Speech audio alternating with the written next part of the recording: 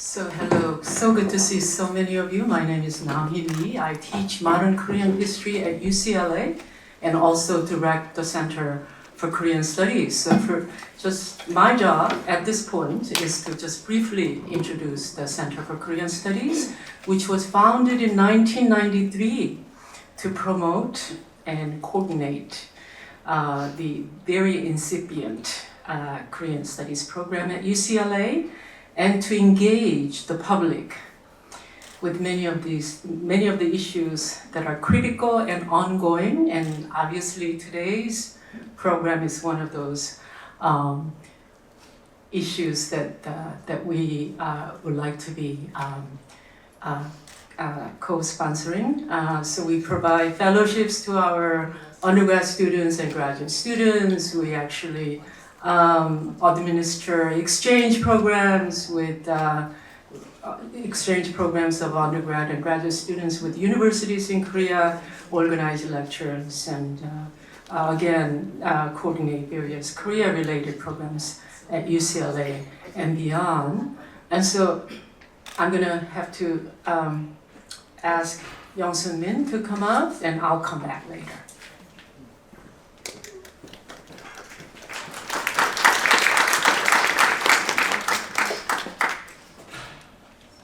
I appreciate a campus with tissue boxes all over.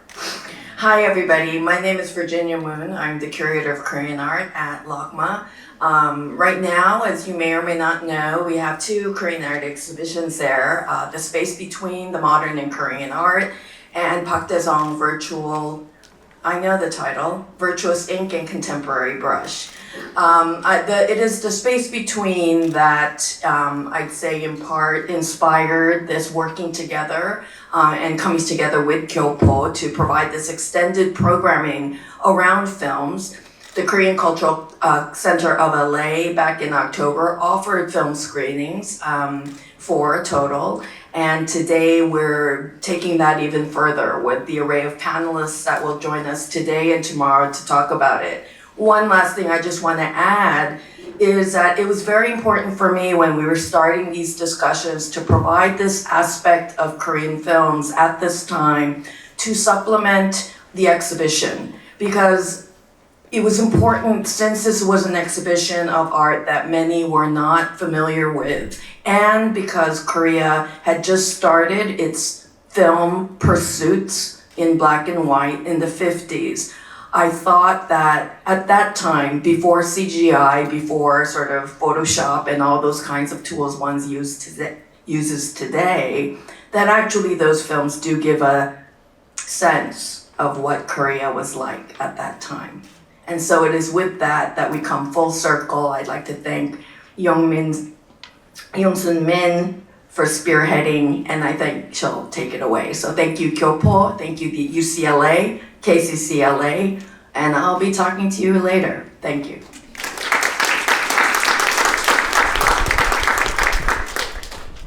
It's good to see you guys. I wrote it out because I just want to make it as brief as possible. So thanks all for being here, and we are fortunate as we enter a realm where we can join our distinguished presenters to rediscover cinematic creations and culture of this complex historic post-war period, including the first fashion designer for films, marginalized women directors, and the question of language and translation in subtitling. First, working closely with Yoonju Lee and GYOPO on this project has been a treasured experience. Second, I will talk about two images that the brochure designer Edwina Dai brilliantly enlivened with close-ups that illuminate underlying narratives. The color image that graced your cover page of your brochure is a representation of Han Hyung-mo from his early 1956 blockbuster film Madam Freedom. The resting, enlarged, hand-painted face of the patriarch and the continuation of the image on the last page conveys the broader themes of this melodrama. I'm intrigued by the hand-painted posters that used to be the way that movies got advertised before photo-based images quickly became dominant. On a related side note, Shin Sang-ok, the other director under our purview, worked in his early days before the Korean War broke out as a painter of posters of commercial cinemas. He had a painting background as a high school student in Tokyo. It's believed that this engagement initially got him interested in the film world. The central fold-out page, bordered at the top with an extreme close-up from Aimless Bullet of two key characters locked in a kind of a kiss that has been coined nicotine kiss, is the romantic retake of the scene from the 1955 Hollywood melodrama Love is a Many-Splendored Thing. This recognition of both cigarettes and passion achieves a rare alchemy of contemplative distance, up and close, and personal intimacy. Director Hyun-mok, also having taught filmmaking, is known as the most intellectual filmmaker of the Korean Golden Age. It's interesting to note that Hyun-mok's film played here at UCLA in 2000 in the program titled Korean War, The Last 50 Years. He was part of the first major film series devoted to South Korean cinema that traveled to the US and Canada that also included Shin Sang-ok and Im Kwon-taek, packaged as three Korean master filmmakers. This was also at UC Irvine in 1998 in their event called Post-Colonial Classics of Korean Cinema that our panelist Kyung Hyun Kim later organized. Aimless Bullet was first shown in New York's Museum of Modern Art in 1996 and since then has been added to their collection. Many of the speakers here published articles and/or books starting in 2005 with the publication of the anthology edited by Kathleen McHugh. Major publications such as Shin Sang-ok major publications about Shin Sang-ok was published in 2014 by Stephen Chung and in 2015 by Paul Fischer. 2020 saw the book Cold War Cosmopolitanism by Christina Klein, and a new book by Travis Workman is expected this year. Research and interest lives on. I will conclude with this recollection and speculation. Back in April 1960, I was a second grade student out in the streets when I caught a glimpse of the popular protest that ousted corrupt President Syngman Rhee from office in April after he attempted to hold on to power through a rigged election. I was too young to make sense of this historic event called Sa-igu 419, but I learned later that this outburst of popular sovereignty and the Korean people's collective newfound agency appeared to coincide with the creation of remarkable films that announced the Korean film industry's potential to national and international audiences. I concur that this cinematic renaissance is the golden age that we are now considering. Thank you. I'm going to introduce, when they come up, Nahmee Lee and Christina Klein. Yes, come on up. I was going to introduce you. Yes, okay. My place in this world is to introduce, just a brief introduction of, I'm really honored to introduce Nahmee Lee, who is the professor of modern history, and as she said, she directs the Center for Korean Studies, and her publications include The Making of Minjung, Democracy and the Politics of Representation in South Korea, published by Cornell Press, University Press in 2007, and Memory Construction and the Politics of Time in Neoliberal South Korea, and that's published by Duke University Press in 2022.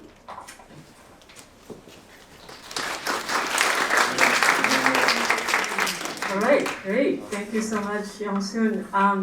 I would just like to begin by saying how delighted I am to be part of this forum and how special this occasion is for all of us, but especially those of us who are in Korean Studies program. It's such an opportunity, again, to gather all of these wonderful and highly accomplished film studies scholars. And I would like to thank Young-soon Min again, and Irhe Lee from GYOPO, and Virginia Moon from LACMA, and actually our own librarian of Korean Studies, Sang Won-jo, without whom we would not have been able to reserve this wonderful place. And of course, our very own Kyung Hyun Kim, the Assistant Director of the Center for Korean Studies. Thank you. Now to introduce our speaker, I am especially honored to introduce today's first speaker, Professor Christina Klein, whose first book, Cold War Orientalism, Asia in the Middle Bloc, Imagination, 1945 to 1961, published in 2003, which examines popular American representation of Asia in relation to U.S. Cold War policies, has been a staple in my graduate seminar on Cold War in East Asia since I first offered that course sometime in 2010 or so. Her latest publication, Cold War Cosmopolitanism, Curious Style in 1950s Korean Cinema, published in 2020, is a sort of a sequel to Cold War Orientalism and explores how the waging of the Cold War in Asia shaped post-war popular culture of the 1950s, especially Korean film, and her focus is the work of director Han Hyung-mo. The very first time I watched the Madame Freedom, one of the films that Professor Klein will discuss today, I was just simply blown away. Madame Freedom, for me, presented a wholly different world and the decade of the 1950s from the ones that I knew, or I thought I had known. This world was populated by women who knew what they wanted and pursued what they wanted, despite the many obstacles and social censure, and women who refused to be defined by only through their relationship to men within a patriarchal family. And despite the utter destruction left by the Korean War that occurred only a few years before, and in the midst of pervasive gloom, despair, austerity, there was also hopefulness, a reinvigorated mass culture, cinema, fashion, and even an unabashed display of opulence. Professor Klein's Cold War Cosmopolitanism is a masterful guide and interpreter to this newly discovered world of the 1950s.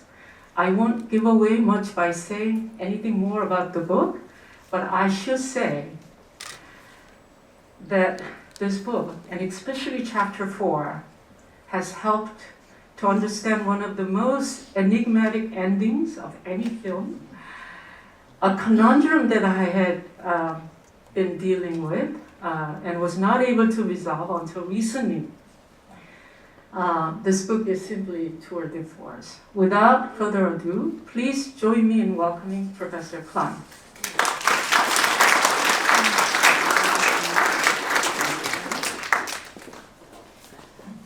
Thanks for that very nice introduction, Nahmee. I'm really delighted to be here, and I thank all the conference organizers. Mostly I'm really happy to be here, well, mostly because there's so many nice interesting scholars and friends, and so I'm excited to be part of this conversation, but also because it's really, really cold in Boston. And it's lovely here, and I'm so happy to be here this weekend. So that's why I'm really here. So I'm going to talk today about the representation of women in the films of Han Hyun-mo. I'm going to start with some historical context, and then say a little bit about who Han Hyun-mo is, and then we're going to look at some clips, starting with Madame Freedom, and then going on to some of his other films. So the immediate post-war period, from the Korean War armistice in 1953 to Park Chung-hee's military coup in 1961, was a tumultuous and contradictory historical period. Virtually every aspect of South Korean life was changing and was being transformed during these years, and that includes especially women's lives. As a post-war society, Korea was really reeling from the effects of the Korean War. Millions had been killed and left destitute, living conditions were often rudimentary, and crime was exploding, crime of all kinds. Alongside these hardships, however, there was often a sense of optimism.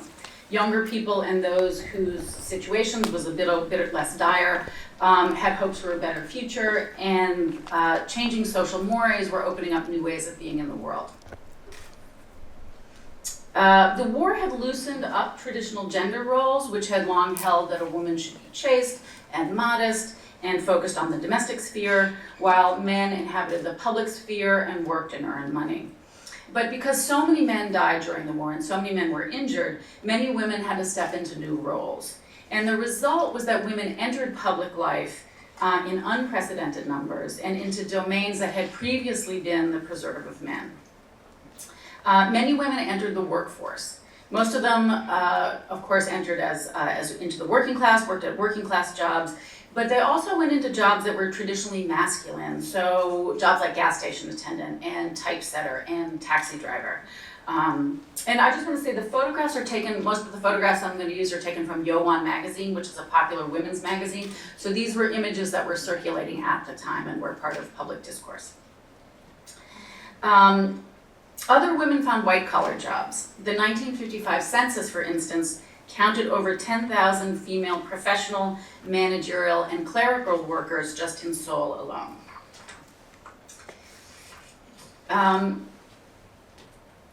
There was also an influx of American values, American culture in this period, due to the waging of the Cold War and the ongoing presence of many tens of thousands of soldiers on a network of military bases spread across the country.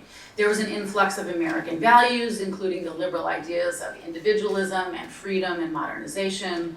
There was an influx of popular culture, movies, music, lots of magazines, fashion, and of social practices such as dating and dancing. Korean feminists such as Helen Kim, who was a president at EY University, and Lee Tae-young, who was Korea's first female lawyer, were moving into positions of public authority. They embraced the liberal values of freedom, individualism, and modernization, and sought to apply them to women's lives. They saw the emancipation of women as an essential step towards modernity, and they pushed against what they called feudal patriarchal constraints. They celebrated women's movement into public life and heralded the emergence of the female individual, by which they meant a woman who was an autonomous human being who was not wholly defined by her role within the family. Korea in the 1950s was also a post-colonial society, which meant that a good deal of energy was directed towards validating those expressions of Korean identity that had been quashed under Japanese rule. Self-proclaimed guardians of Korea's cultural identity often challenged this feminist vision of modern womanhood.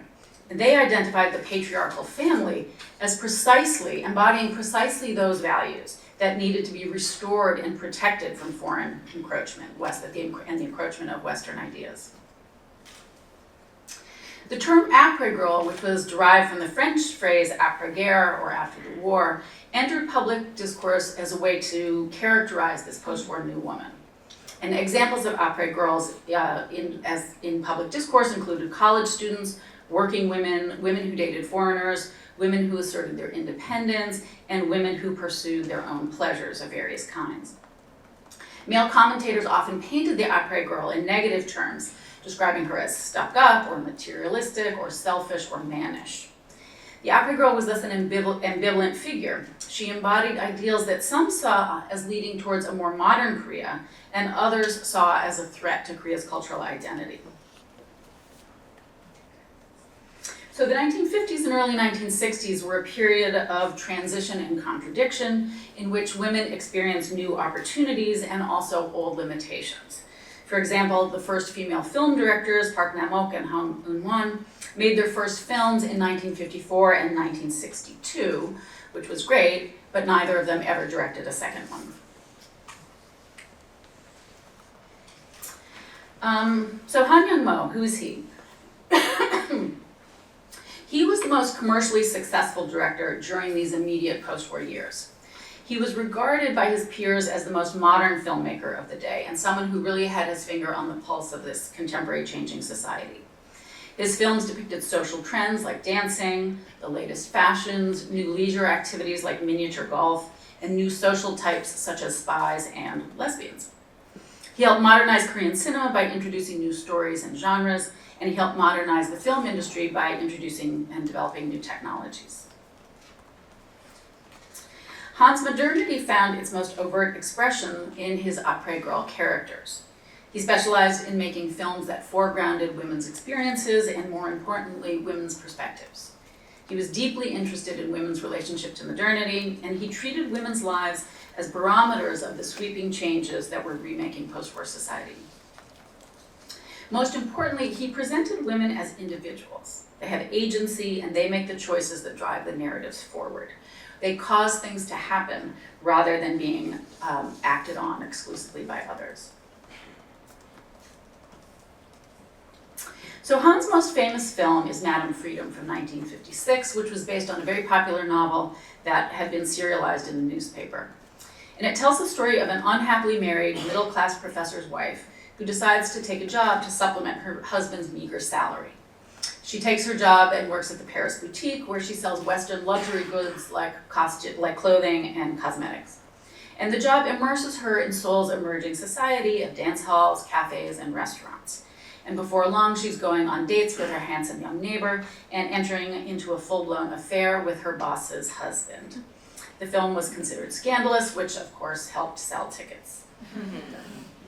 Madame Freedom was one of Korea's first blockbusters, and it had a big impact within the industry. It demonstrated that there was an appetite for female-centered dramas about contemporary life, and that a well-made film could lure audiences away from imported Hollywood films and generate big profits for investors. In the wake of its success and that of another blockbuster, Chung Hyun's Story, that was released in the previous year, money began pouring into the struggling film industry, and the golden age of Korean cinema was launched. Along with Han's other films, Madame Freedom helped establish the model for a commercially viable Korean cinema that I think would reemerge at the turn of the 21st century. Unabashedly commercial, technically well-made, borrows from Hollywood, it works within the framework of popular genre, and it engages with contemporary social and economic issues, which is to say that Han Hyun-mo was the Bong Joon-ho of the 1950s. All right, so let's look at a clip from Madame Freedom. This is one of the most famous scenes in the film, and Madame O is on a date with her handsome young neighbor, and he takes her to a dance hall. So let's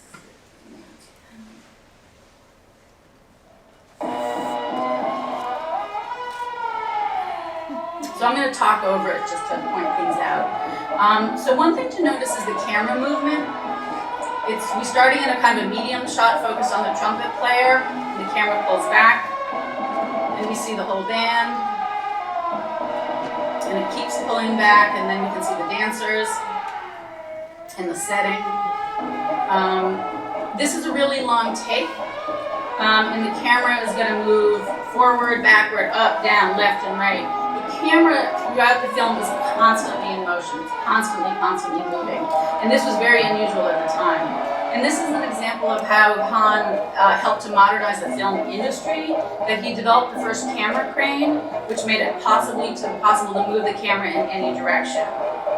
And this movement is expressive, both of Madame O's movement into public life, but it also, I think, conveys the sense that everything in Seoul is changing. Everything is in transition, everything is in movement, motion. So there's Madame O with her neighbor, Camera picks her up and will follow them as they go to their table. The setting is also really important. This is a fantasy nightclub that Han and the art director created based on photographs in foreign magazines, mostly American and Japanese. No such space like this existed in Korea at this time. It's an invention. So Han is bringing Madame O and the film's viewers into a new and interesting and very modern place that they can't experience in real life. Music is also really important in this scene.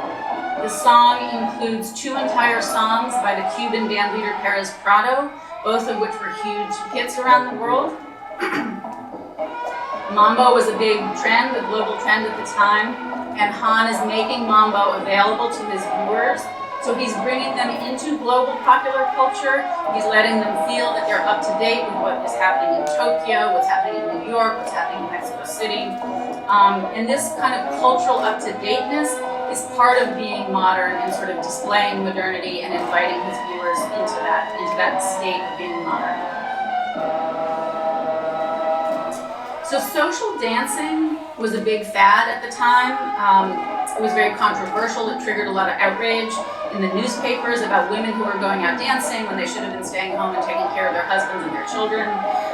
There were a lot of newspaper scandals linked to dancing. So this is an instance of Han bringing a controversial social practice, a social issue into his film. So this gives his film the kind of rip from the headline quality.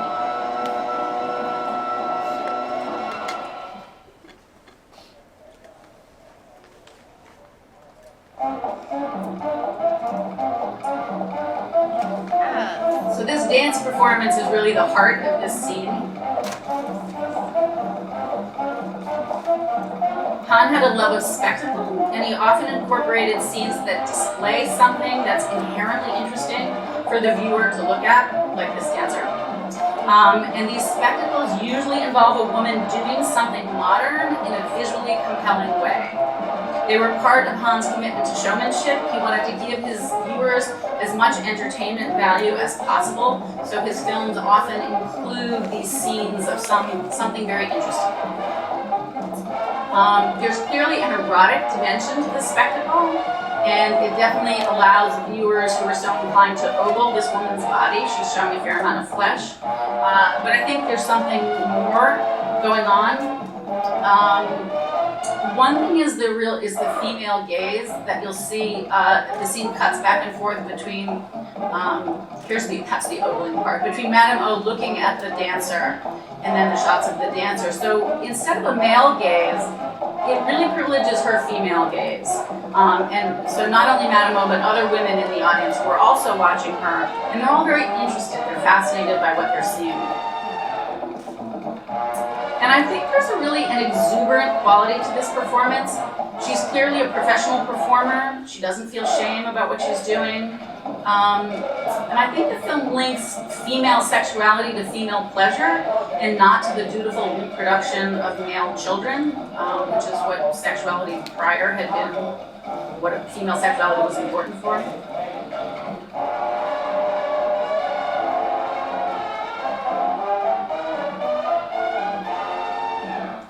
And also just about the music, these are recordings of Perez Prado's songs that have been sort of poached and recorded directly. I'm just gonna stop there, and recorded directly onto the soundtrack.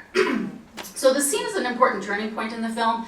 After watching this woman dance, Madame O makes certain decisions. She decides to step away from her role as wife and mother. She decides to learn to dance. She decides to spend time with her female friends in restaurants. And she decides to have an affair. So it's kind of, this performance is a kind of pivot for the narrative. So let's look at another clip.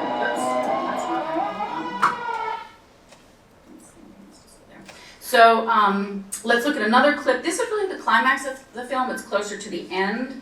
And this is, let's get this guy.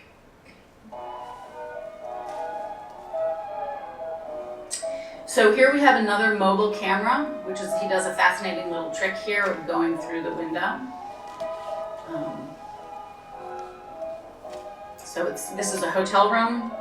So now that the camera starts outside the hotel room, and now it's inside the room with no cutting at all. He's using another crane, and it's another long take. This lasts a long time.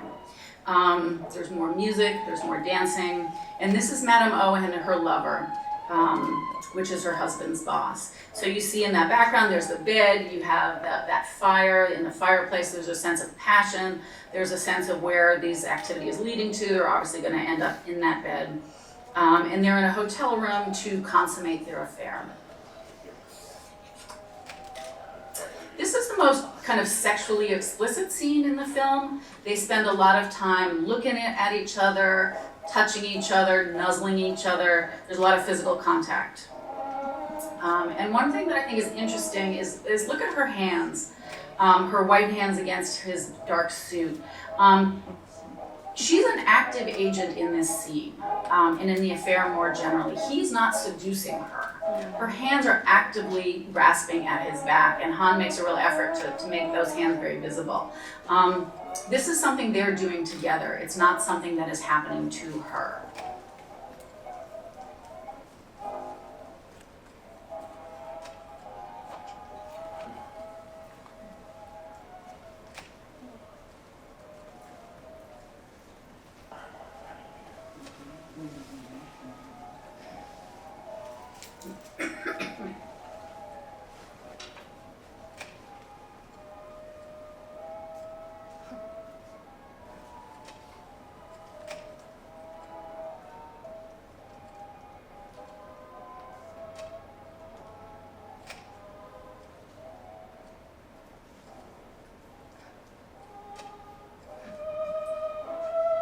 And then they kiss. Kissing was very rare to see in movies at the time. Han had shown the first on-screen kiss in Korean history just 2 years prior in Hand of Destiny. Then the camera moves, it leaves them, and here we are. There's the bedroom, right? Sorry, this is her son. He left alone and abandoned while her mom was doing something else. So this next clip is from Hand of Destiny. So this was released in 1954, 2 years before Madame Freedom. And this is a spy film, a genre that Han had introduced into Korean cinema. And it tells the story of a female spy who's working on behalf of North Korea. Her name is Margaret, and she lives alone completely outside the patriarchal family structure in a lavishly furnished Western-style apartment, both of which were very rare, for a woman to live alone and to see this kind of a lavish apartment. When a man is beaten by the police outside her apartment, she takes him in, she cleans him up, and she also develops a strong attraction for him. They become lovers, and while he claims that he is a student earning money through manual labor, he's actually a detective hunting spies, although he doesn't realize for quite a while that Margaret is a spy. The sequence I'm going to show is early in the film, and it shows her following up on her initial attraction to this man. She's at the port of Incheon, where and she sees him working nearby. And I think the film does a really good job of visually depicting female individuality, female power, and the appropriation by a woman of traditional male privilege. So the scene begins with Margaret leaning up against a big car and with a ship in the background, two kind of traditional symbols of power that she's linked with right away in that first shot. And she's watching the arrival of US troops.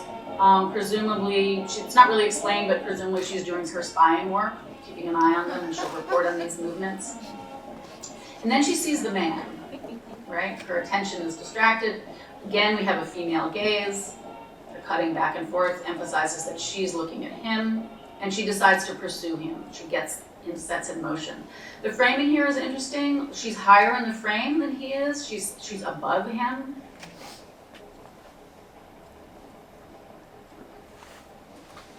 And there's that sense of pursuit. Again, she's still higher in the frame than he is.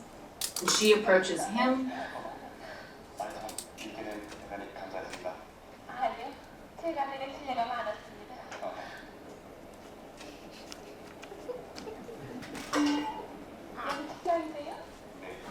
And here we can see him looking up to her again. And interestingly, he feels shame. He's in public and he feels shame for his torn clothes, his dirty face, his dirty clothes.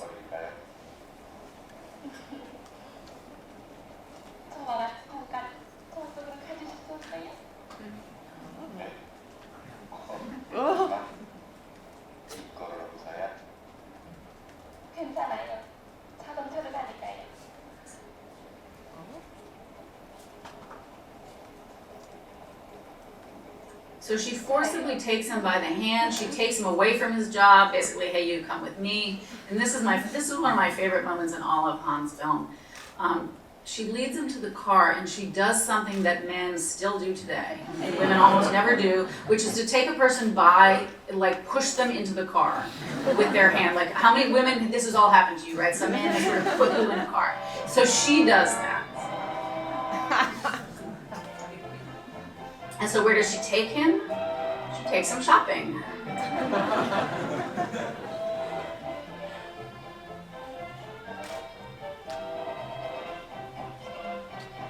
And she gets a new suit because she wants him to look as nice as she does. She's very well dressed. And since she has money and he doesn't, she buys clothes for him.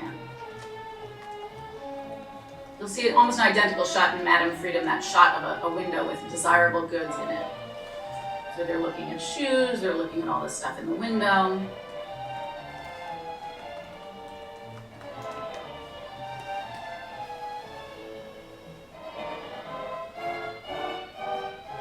So we tilt down, we see his shabby shoes, and then through the magic of editing,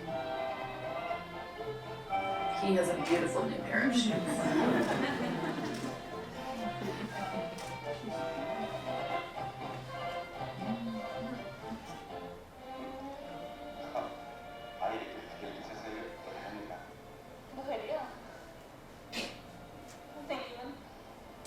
And the dialogue reinforces her power over him. She treats it sort of as a joke, but she's like, ha, you know, I've got you.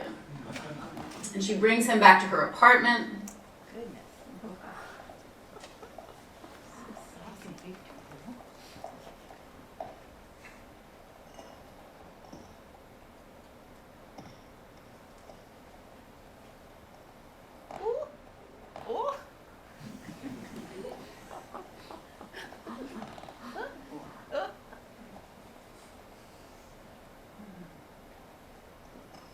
And then she locks the door with a close-up, right? You see that.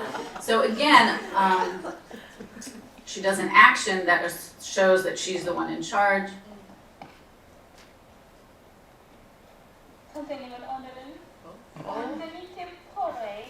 And again, reinforces it laughingly with some dialogue. Now here, he's primping in the mirror, looking at himself, adjusting his clothes, a traditionally female act. And she's looking at him. Don't you look great? Which is a traditional male thing. Don't you look great? And the dialogue emphasizes her agencies. Why are you being so nice? Why are you doing this? And it emphasizes his passivity. Why are you doing this for me, to me? All beautifully captured in this very nice shot. It all takes place in a mirror. So it's a kind of a virtuosic shot. So overall, I think the scene depicts the inversion of this traditional gender hierarchy in multiple ways. Through props, through costuming, through framing, through action, through dialogue. And it's very carefully constructed. It's really a reverse Pygmalion situation in which a woman remakes a man to satisfy her own desires of what she wants. And although she's a North Korean spy, which in 1954 is a pretty terrible thing to be, Han does not present her in a negative light. She's fashionably dressed, she's attractive, she's kind, she's generous. And the man, although clearly surprised and a bit puzzled by all this, is happy to be the object of her actions. He doesn't resist her assertion of traditional male privileges. He's okay with it. The next clip,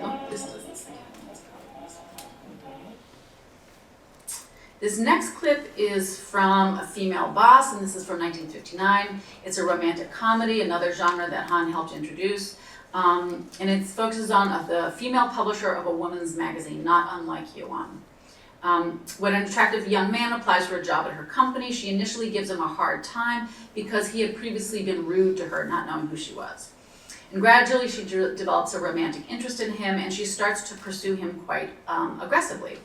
She basically sexually harasses him. And this is interesting because it's another act of male behavior appropriated by a woman, and in fact, he inserts a scene of another woman being sort of sexually harassed. She has to walk through to get into the office through a room full of men who are all ogling her in a very aggressive way, and she's very disturbed by it. So he's aware of this idea of what women face in the workplace, and he switches it, he inverts it. And this is the only film that features costumes designed by Nora No, and she did more than a dozen of them, and they're worn by the women who work in the office at this magazine. So this scene, this is the very opening scene, it's right after the credits, and this is the meet cute, the familiar rom-com meet cute between the publisher and the handsome young man that she will later hire.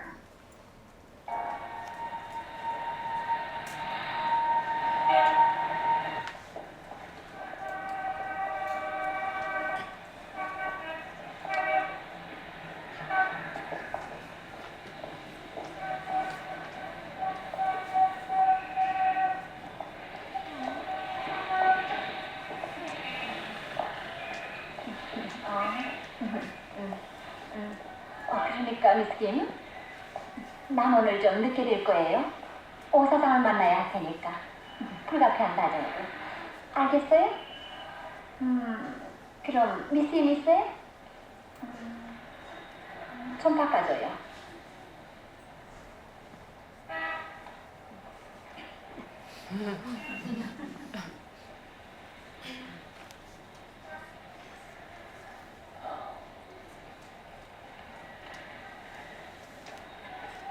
미스인이요? 뭐? 빨리 좀 끝냅시다. 뭐라고? 나도 시간이 바쁜데. 그래? 그래. 그럼 잘 됐어. 미스터 있어? 좀 바꿔줘.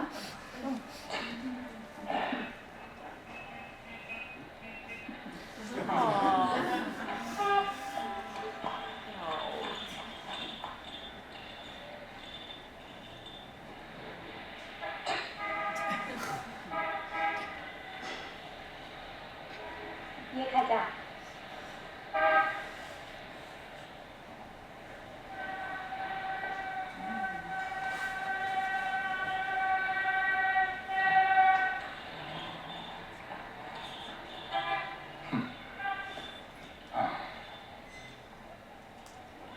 뭐?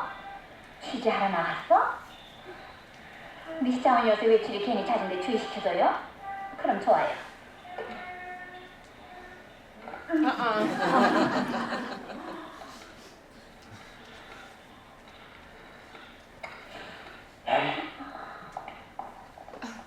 숙부님이세요? 전데요? 아무래도 약속 시간 한 30분 늦겠어요. 미장원에도 들려야겠고 또 양정점에도 가봐야겠어요. 네? 여보세요. 오 사장님이 거기 와 있어요? 여보세요. 아니요, 뭐 바꾸실 건 없고요. 그래요? 이봐요. 아니, 이 양반이 누구 보고 이발하는 거예요? 아니에요. 오 사장님이 아니고요. 잠깐만 기다리세요. 뭐죠? 그 전화는 댁에서 샀습니까? 뭐라고요? 이 전화는 공중전화예요. 내가 쓰고 있는 녀석 내 권리예요. 여보세요? 여보세요? 네네. 잘 알았어요. 네. 말이요. 아니에요. 오 사장님 아니에요. 아니라니까요. 무슨 이유예요? 왜 남의 강아지를 차요?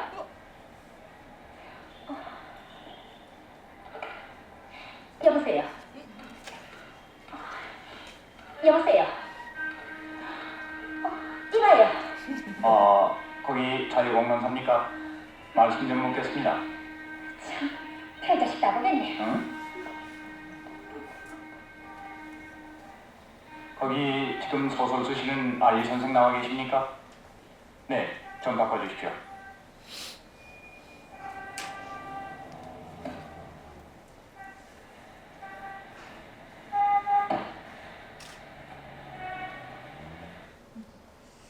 Alright, so what I think is interesting in this scene is the way that it stages a contest over a woman's relationship to public space.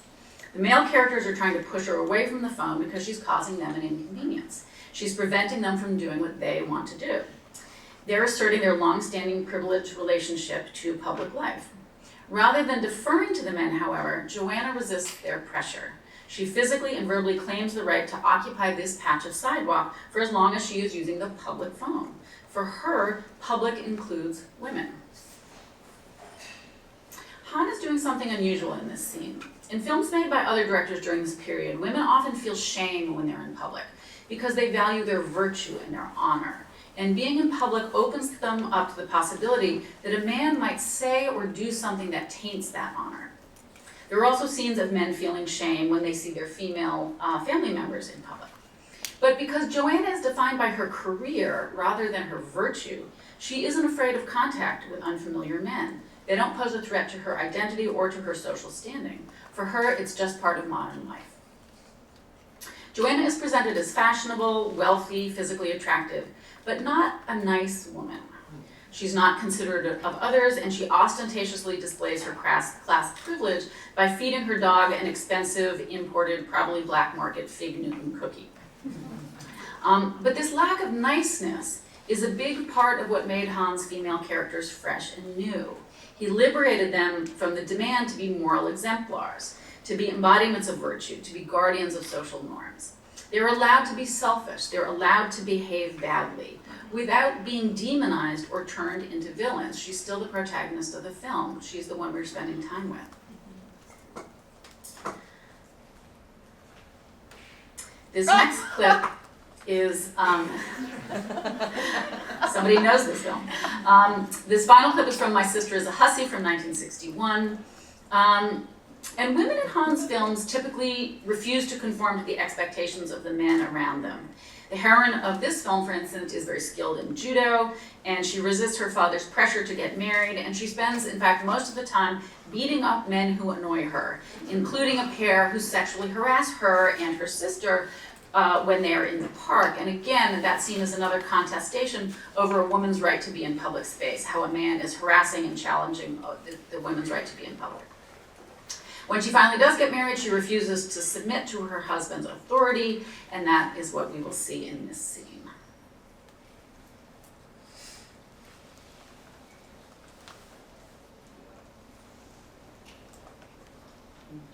여보, 새 선물 가져왔어요.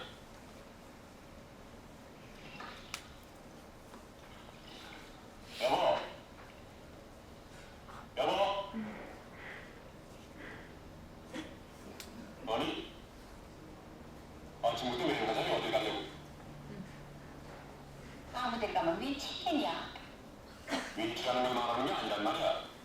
남편이 출근 가기 전에 아니 이거 무슨 법이야 이게? 그래 어떡하란 말이에요? 시간이 다 끝나서 아침상 좀 봐와야 될 게 아니야? 친구가 있는데 왜 날 가지고 그래요? 뭐야? 결혼한 뒤에 날 그만큼 부려먹었으면 그만이지. 무엇도 못 마땅지게 않았냐? 뭐라고? 아니, 가정교부에서 마땅히 해야 할 일인데 그게 불만이? 어? 난 더 이상 못하겠어요. 그럼 어쩌자는 거야? 친구가 있잖아요, 글쎄. 좋아, 아침밥 먹을 테니까 와이사스나 찾아줘. 자기가 찾아입을 것이 지금을 시켜. 뭐라고? 아니 좀 시키면 어때? 아니 근데 정말 아내가 날 몰라고 그러지? 이게 뭐야 당신이? 아니 내가 이제 신고란 말이야? 뭐라고? 때려. 여지껏 버릇을 못 고쳤구나. 이봐. 되지 못하나? 이봐. 왜 그래? 또 한번 때려봐. 때리면 못 되잖아.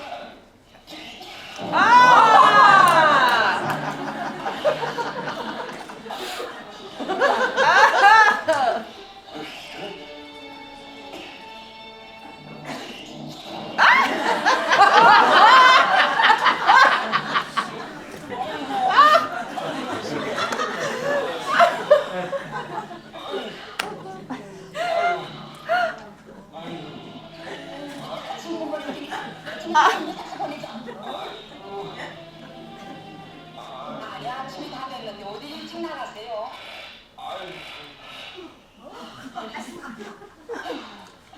이게 웬일이요? 응? 세상에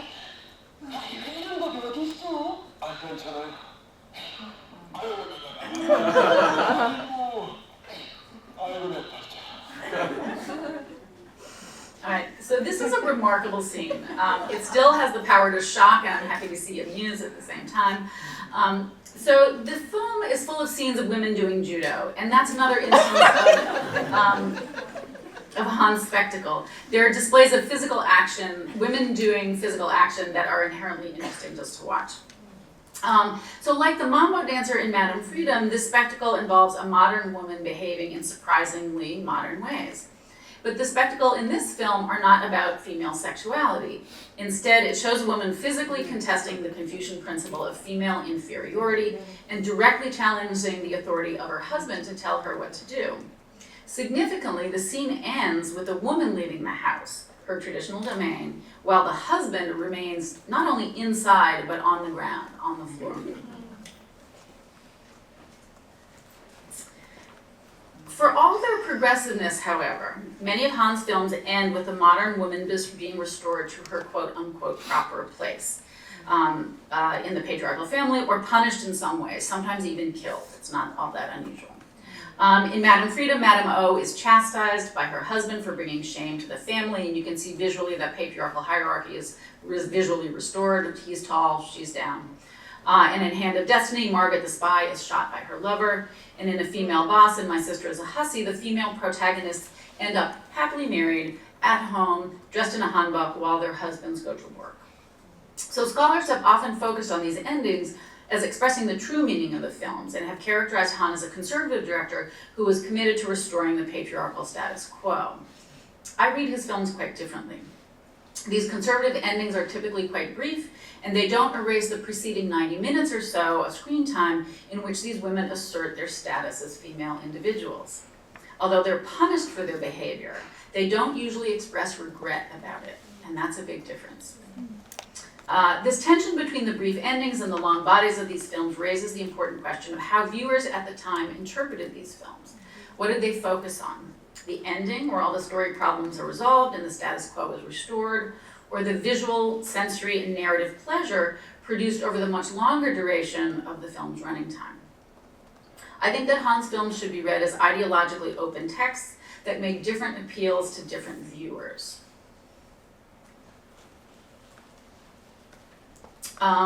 For example, contemporary reviews of My Sister is a Hussy tell us that viewers enjoyed the film in remarkably different ways, depending on whether they focused on the narrative closure of the end or on the expansive possibilities presented in scenes of spectacle. A reviewer in a more conservative paper described the film as presenting a, quote, foreign country style of life rather than a Korean one, and emphasized the, quote, happy ending achieved when the heroine is, quote, re-educated in the Eastern duties a woman must follow. This review was accompanied by a photo of the protagonist getting married. The reviewer in a more liberal paper emphasized the excitement of the judo spectacles. He expressed delight at the sight of, quote, a huge man being taken down by the skills of a fabulous woman. He praised the scene's realism by noting that the actress had, quote, studied hard at judo in a judo studio for 2 months, which allowed her to play a character who was, quote, better than men. This review was accompanied by a photo of the heroine in a judo costume throwing someone to the ground. So despite their very different readings of the film, one as a cultural nationalist allegory and the other as a feminist action film, both reviewers praised the film as enjoyable.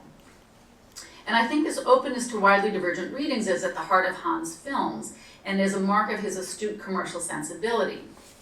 While his films routinely presented women's liberation as a part of the modernization process, his endings made it possible for them also to be enjoyed by those who thought traditional gender roles were the essence of a Koreanness that needed to be maintained.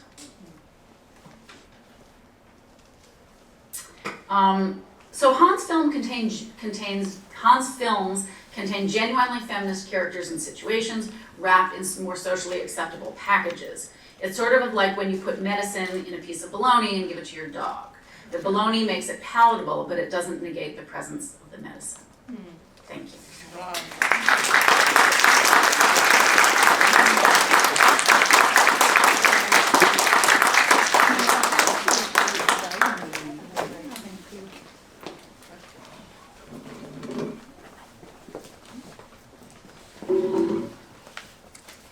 Thank you so much once again for that wonderful presentation. So I know that we had a very late start, so I'm just going to ask a number of questions perhaps, and then open up for the Q&A session with our audience. I'm sure that they will have lots of questions. I guess, and obviously this is something that's already been discussed in your book, but again, for the sake of audience who may not have had a chance, I wanted to ask you firstly, wondering about how, for example, some of the characteristics of women that are portrayed in Han's films, how are they, for example, different from some other women protagonists? I'm thinking here,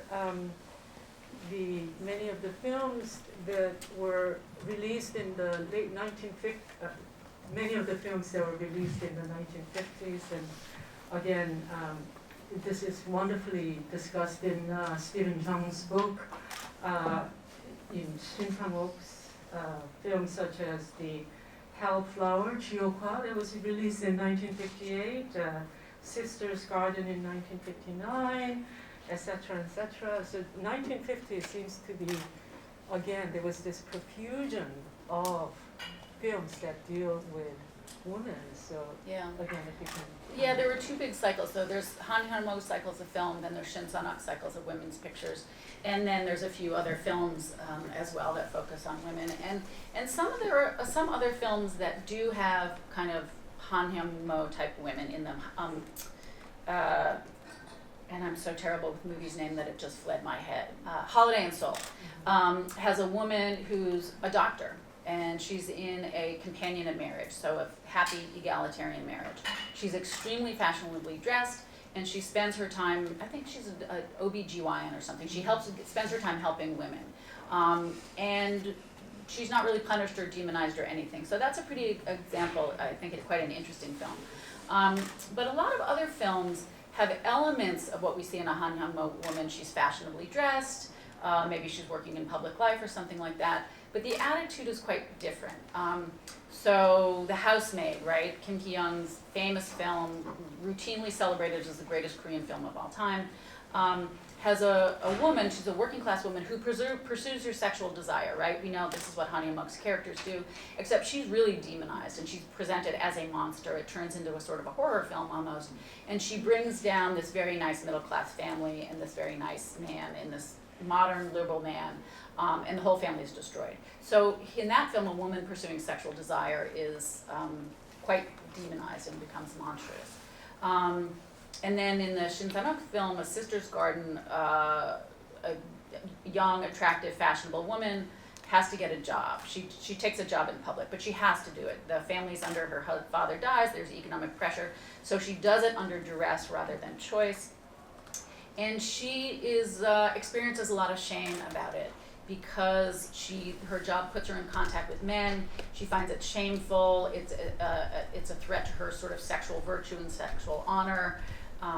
So it's not. It's a humiliating experience for her. And even in A Flower in Hell, which is a really amazing film, she's very forward, but she's hard to like in a way because she plays a prostitute and she betrays everybody. So it's hard to have any sympathy, I think, for her, as kind of glamorous as she is. So there's a lot of ways in which you see other female characters doing similar things, but there's always, I think, that a more negative view of them is kind of built into the film itself and not just in the last few minutes, which is what is more typical of Han. You'll see a lot more of female suffering in a certain sense. They're agonizing. Should I do this? Should I not do this? Oh, this is terrible. And that sense of a woman's suffering gets a lot of airplay, screen time. So you don't really see Han Hyun-mo's women suffer. They might do bad things, but they don't suffer and agonize about it. And also, The House Guest and My Mother, right? Great classic film, Shin Sang-ok, beautiful film. So this is a young widow. She falls in love with a man, handsome, nice man, who also falls in love with her. she could get married, she wants to marry him, he wants to marry her, and everyone around her says, yes, you may marry. Her mother-in-law of her dead husband, her friend, even her brother, who's the head of the family, says, yes, go ahead, you're too young, get married. And she agonizes over this decision, but what she chooses is to remain loyal to her dead husband, loyal to those sort of Confucian values that say a woman only marries once, even if your husband dies, you're still married to him, you have to be loyal to him. That really doesn't allow widow remarriage. And so she's choosing, instead of becoming modern, which basically everyone says it's okay, she's like, no, no, no, I'm gonna choose to stay in this patriarchal family system and structure. So it's sort of, she's self-patriarchalizing, if that were a word, you know, she chooses to stay that. And that is, I think, not what you see in a Han Hyun-mo film, where the women are like, I'm gonna choose new ways rather than old ways. My goodness, I wish we had more time. Let me just ask you one more question, which is a sort of an extension from the first question, which is that you mentioned, for example, the Housemaid that was released in 1960, I believe. And again, when I saw it for the first time, I was really struck by how modern the household is. You know, there's a piano, there's this modern kitchen. It's amazing, and yet you don't really see a whole lot of society, right? Yeah. And in Madame Freedom, you have again all these women who are sort of publicly engaged. So I was wondering again, this must be in your book too, but for the sake of our audience, if you would sort of discuss perhaps something more about how Han Hyun-mo's sort of a treatment of the period or depiction of the period is different from other directors? Yeah. Well, I think he's very interested in what in the book I call the woman in public. So exactly that a woman's movement into public life. And as was that, you know, that was a big, just you can see in what I showed from Yeowon magazine, the figure of the woman in public was quite visible and was a real cultural type, and people were very interested in it. So you do see that in other places. Also, I think the tone and style of his films are quite different. I think about Aimless Bullet, for instance, which, like The Housemaid, is regarded as a classic of the period. He's he's a famous, intellectual, well-respected director, which Han Hyun-mo has gotten actually no attention. He's not in the canon of Golden Age directors as a general rule, which we can think about why that might be. But that's the more serious and films were done in a slightly more neorealist style. Aimless Bullet is a good example of, although it also borrows from Hollywood in certain ways. But its sense of it focuses on the kind of culture of despair of this period, that the family is just suffering, they're refugees, they live in a refugee village, that the father in the family has tooth pain and a job that doesn't pay well, and his wife dies in childbirth, and his grandmother, the grandmother, has dementia, and his sister ends up becoming a prostitute for American GIs. So it's just like unremittingly awful. Like modern life is unremittingly awful. And the tone then is very kind of dark. And Han Hyun-mo's films are pretty optimistic about modern life. He's like, look, this is fun, this is interesting, it's getting better.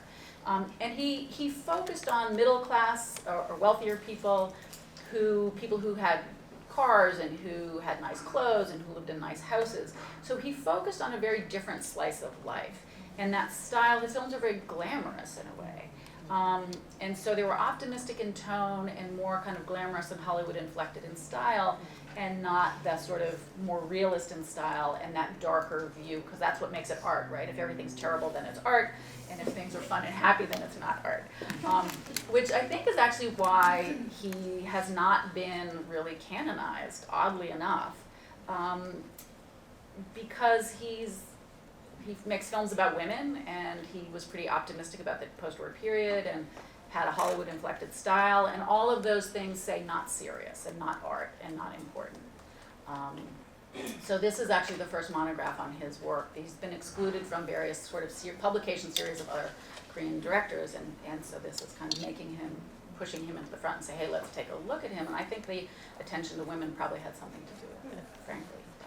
that's just a kind of a guess. Oh gosh, I have so many more questions, but I'm gonna have to open up to Q&A session with the audience. Please go ahead and, how do we do this? Is there a microphone or, I know we're recording the whole session, so I'm sorry, we would have to be patient, because this whole session is being recorded.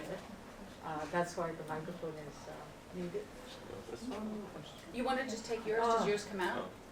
I could grab it, yeah. Oh gosh, okay. I'll just go take it. I'm sorry, we should have a microphone. Hello, everybody. My name is Matazi Weathers. I'm the assistant curator of film. I'll do this at LACMA.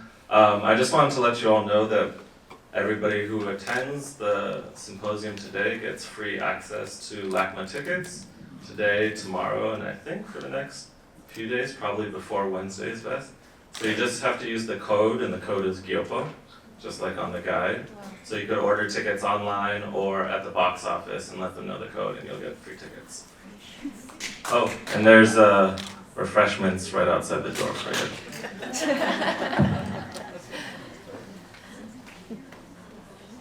Well, you can just ask your question for now. Why don't we just, do you want to ask a question?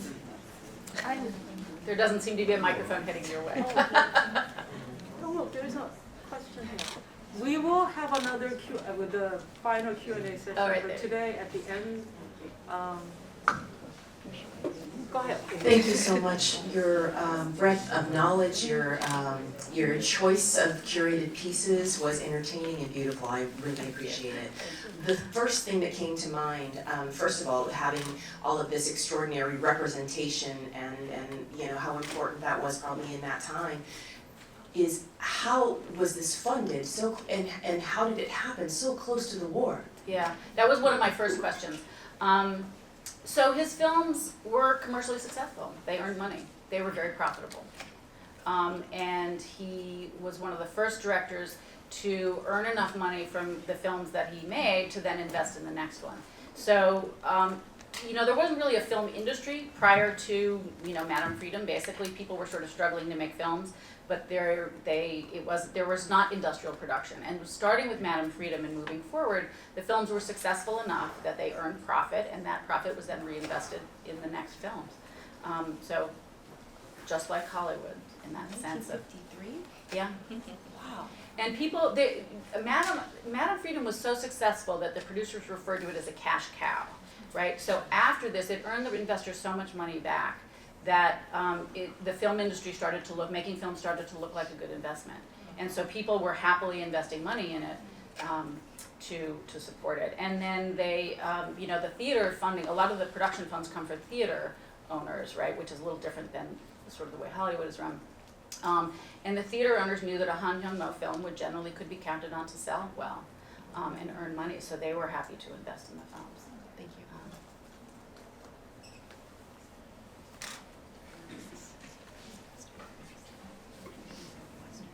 I think it's just like a follow-up question. I guess I'm just curious, who is going to theaters to watch this at the time, and do we have like a, you know, is it contained to like the rich people, or is it extending to like the common people?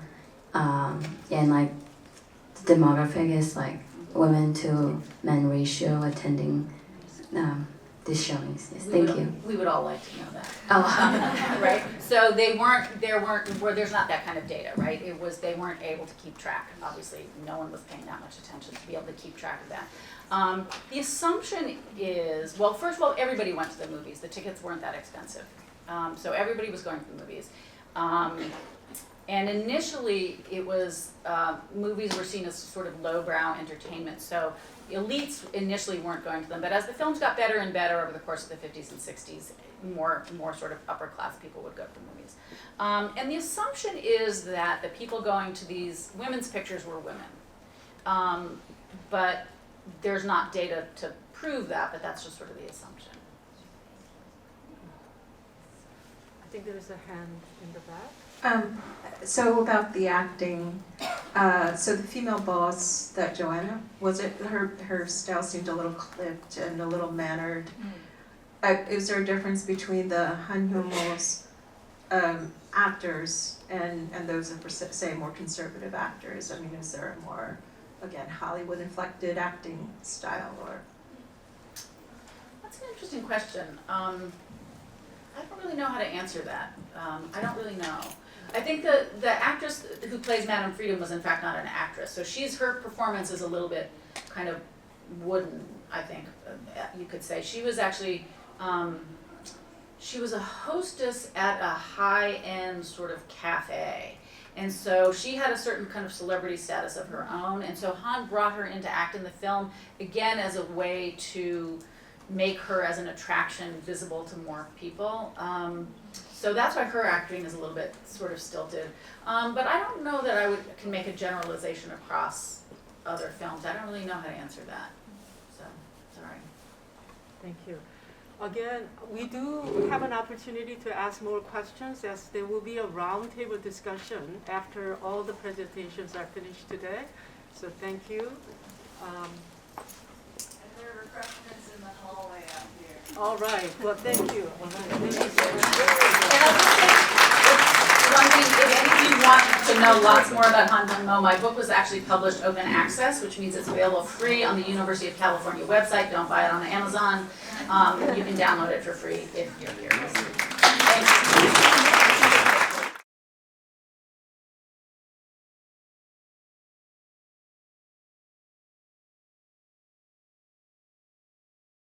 So, this is my opportunity to introduce our moderator for this session. I'm really delighted to introduce Kathleen McHugh. I'll take this off. Moderator Kathleen McHugh, who is UCLA's professor of English and film, television, and digital media. She has published monographs on Jane Campion and American film melodrama. She pursued the transnational implications of melodrama's intersectional representation of domestic labor, gender, and race in South Korean age melodrama, gender, genre, and national cinema. This is the book that we've been talking about. This was really a fantastic book. So some of you get a chance, get it. And this was co-edited by Nancy Abelman. She is currently working on sexuality and disability in Lee Chang-dong's Oasis, and a monograph considering women's anger in contemporary media genre. Thank you, and here's...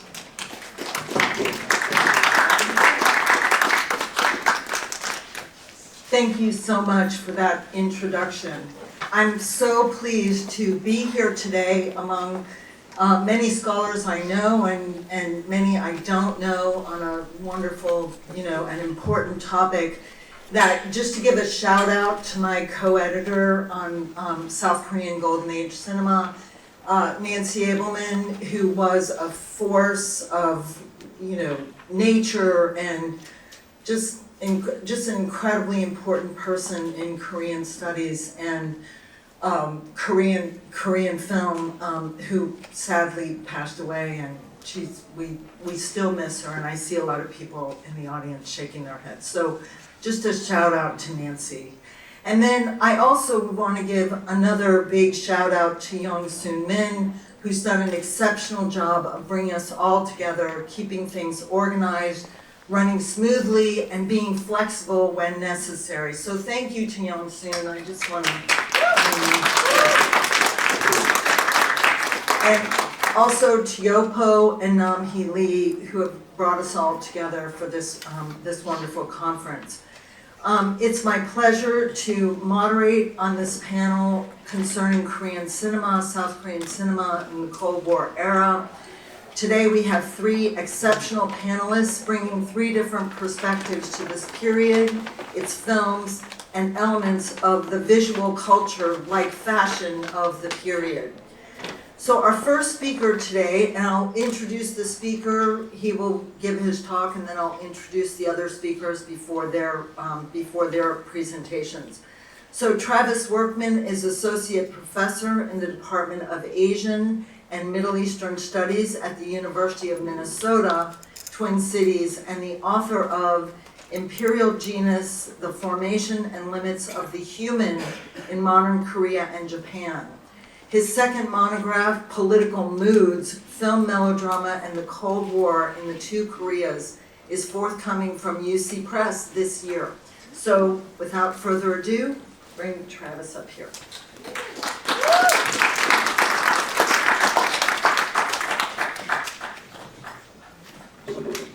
Thank you very much. And thank you for the invitation to speak today, and to the GYOPO group and Korean Cultural Center and Center for Korean Studies at UCLA. I appreciate being able to participate in this conference, and thank you also to Professor McHugh for that generous introduction and all the work that you've given us on South Korean Golden Age cinema. So this essay is from that book manuscript, Political Moods, which is a comparative study of melodrama in North Korea and South Korea, mostly in the 40s, 50s, and 60s. And the title, let me start the slideshow, sorry. Title is Realism and Melodrama in the Golden Age. So one thing that I was trying to grapple with in this study of North Korean and South Korean cinema is the relationship between the melodramatic mode, as understood by Linda Williams and other film studies scholars, and realism, or historical experiences of audiences, and then how those are cinematized. So I'll go ahead and go right into the paper. So despite melodrama's simplified moral allegories, in the aftermath of the Korean War, South Korean filmmakers found ways to use melodrama to represent complex social structures, as well as the historical experiences and traumatic memories of their audiences. Film melodrama was affected by the social issues that emerged during the end of Lee Seung-man's rule in 1960, the April 19 uprising in Second Republic of 60-61, and the Third Republic of the Park Chung-hee era, 1961 to 1972. Urbanization and the formation of the nuclear family and attendant ideas of economic and political modernization influenced ideas of moral authenticity, economic rationality, innocence, and virtue in family dramas. The trauma of the Korean War and its catastrophic state and civil violence produced deeply ambivalent and self-contradictory feelings about state subjectivity, feelings worked through in melodramas focused on war veterans, and war widows in particular. Anti-communism expanded from state and military ideology to a broadly influential cultural form, including in cinema. In confronting these social and ideological conditions, cinema often took up melodrama at cross purposes, I argue, to translate the negative affects connected to collective history into more individuated emotions and sentiments useful for moral allegory or perhaps instrumental political ends, but simultaneously to provoke pathos and sympathy with the purpose of revealing social injustice, exploitative social structures, and the inadequacy of South Korean state projects in addressing the collective problems of the nation.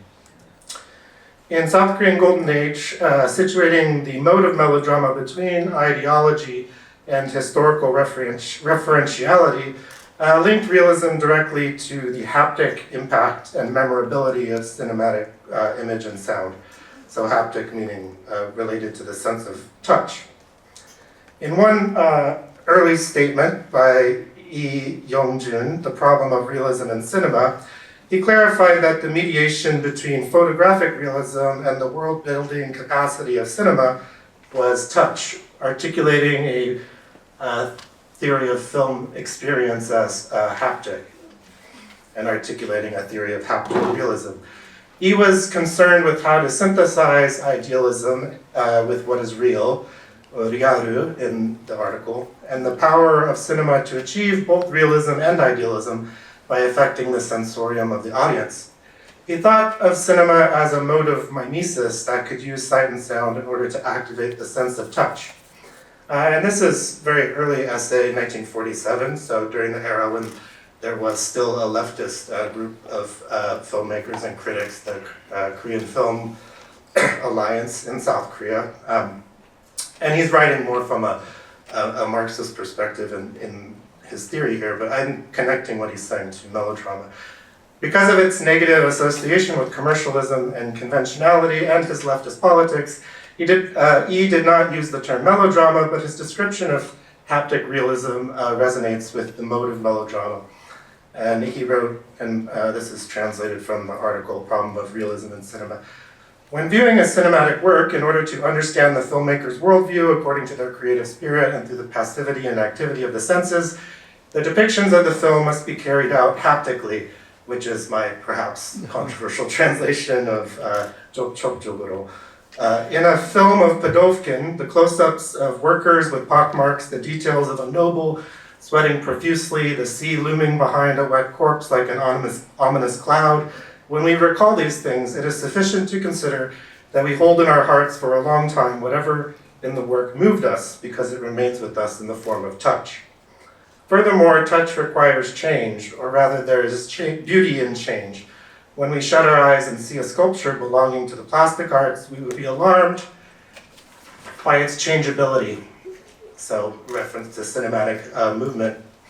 In the depictions of a cinematic work as well, after a grainy close-up, a clearly sensed sky like glass, after touching wet blood that gives you goosebumps, soft white clouds like cotton, the contrasts in these kinds of touch are what move us in a determinate way.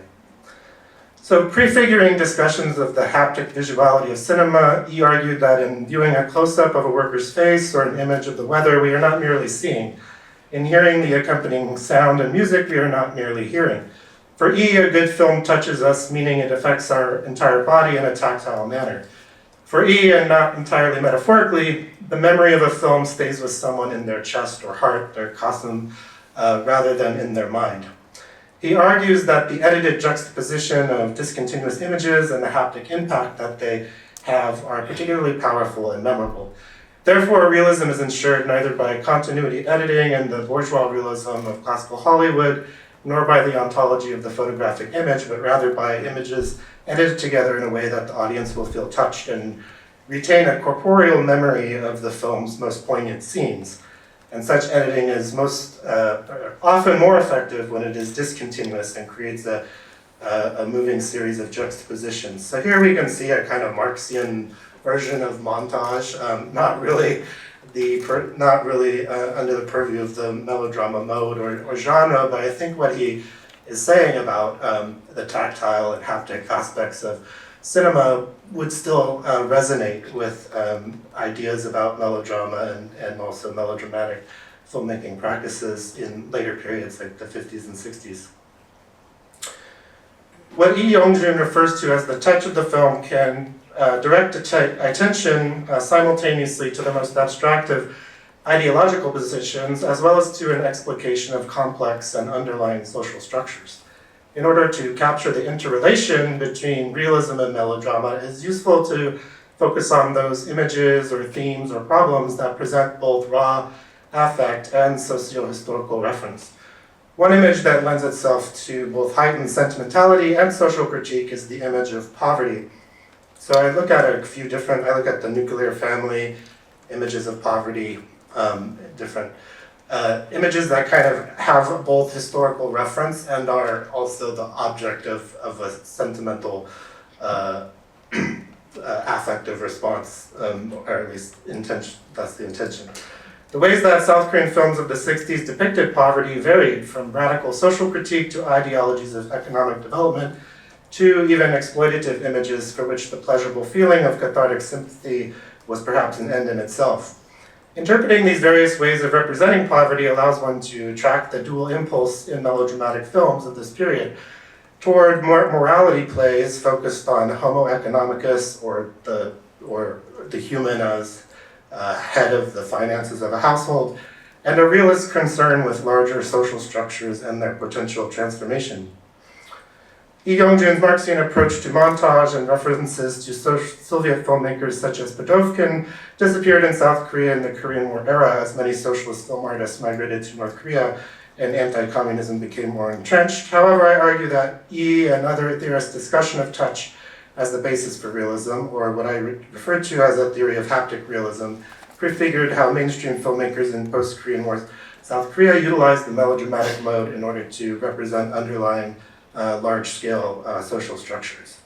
The uncertain combination of realism and melodrama in many Golden Age films reflects the continued concern with historical referentiality on the one hand and the idealism and affective register of the melodramatic mode, which promises, in the words of Peter Brooks, to, quote, wrest the true from the real. The real being contrasted to the true in this formulation of melodramatic aesthetic. Therefore, in film melodrama of the Golden Age, we find the use of documentary-style explication, on-location shooting, and a concern with social issues. But these same films rely on affect and the translations of affect into emotion in order to construct more allegorical narratives of moral redemption, melancholic moods of persistent loss, and embodied critiques of industrial and scientific modernity. I apologize for not having clips. I realize it doesn't make for a great talk in this context, but I'll just use some stills and go through a couple of examples here of what I'm talking about.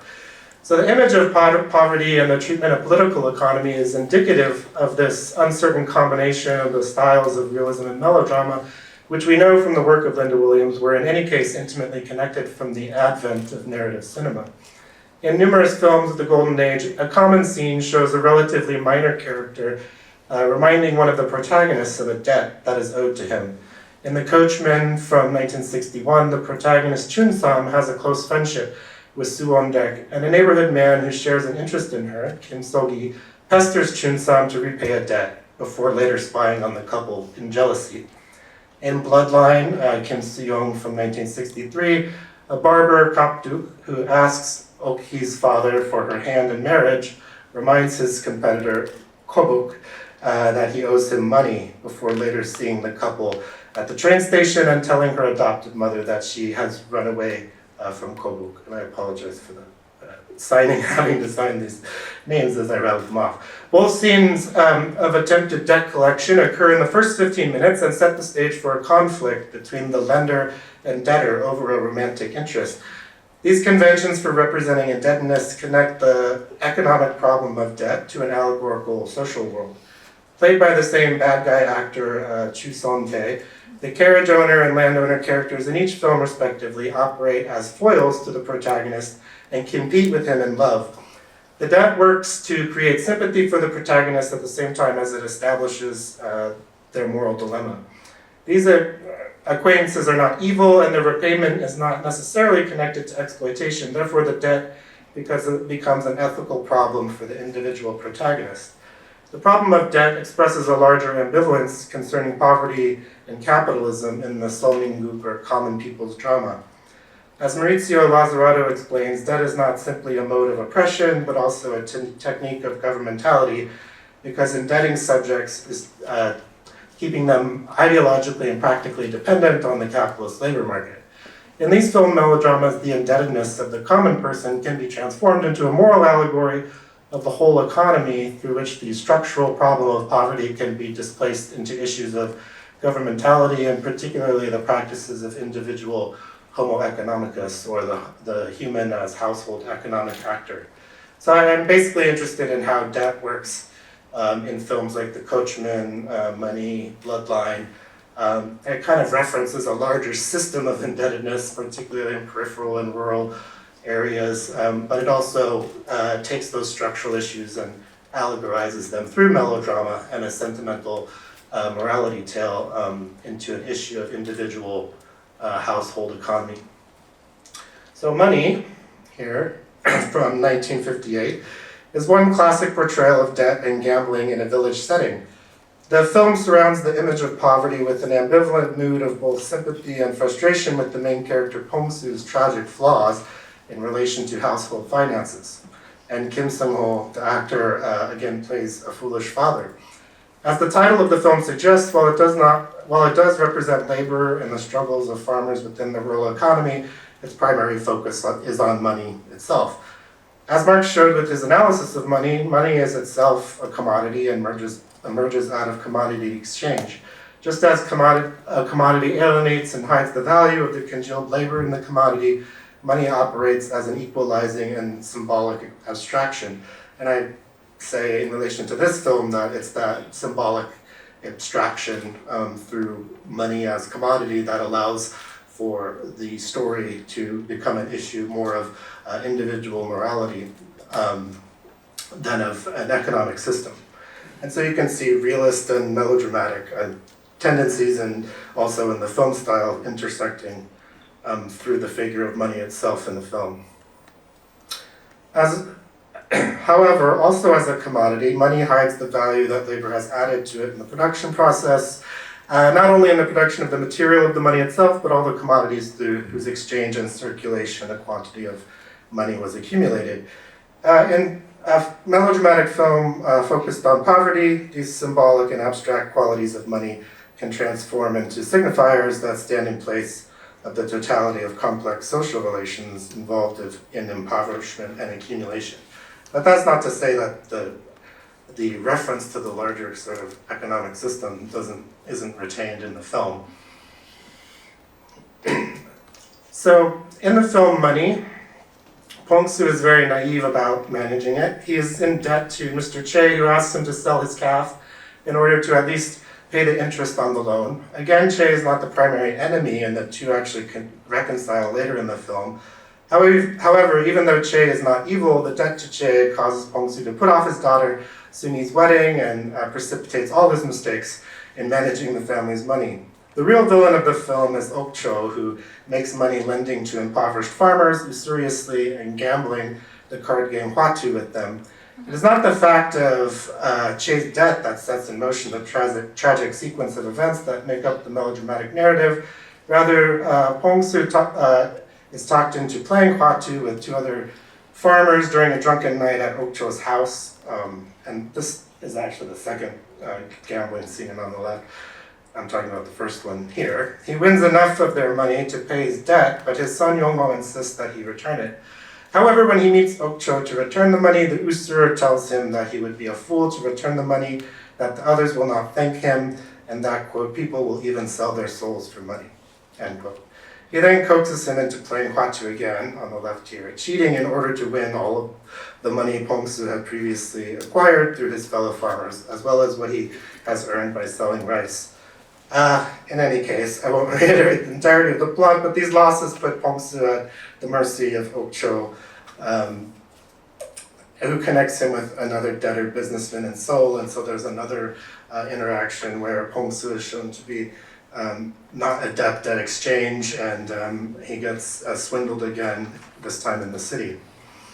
Anyway, at the end of the film, on the right here, it's a powerful scene of Pong-soo actually chasing a train where, for circumstances I haven't really described, his son and his love interest have been arrested or are being taken away on the train.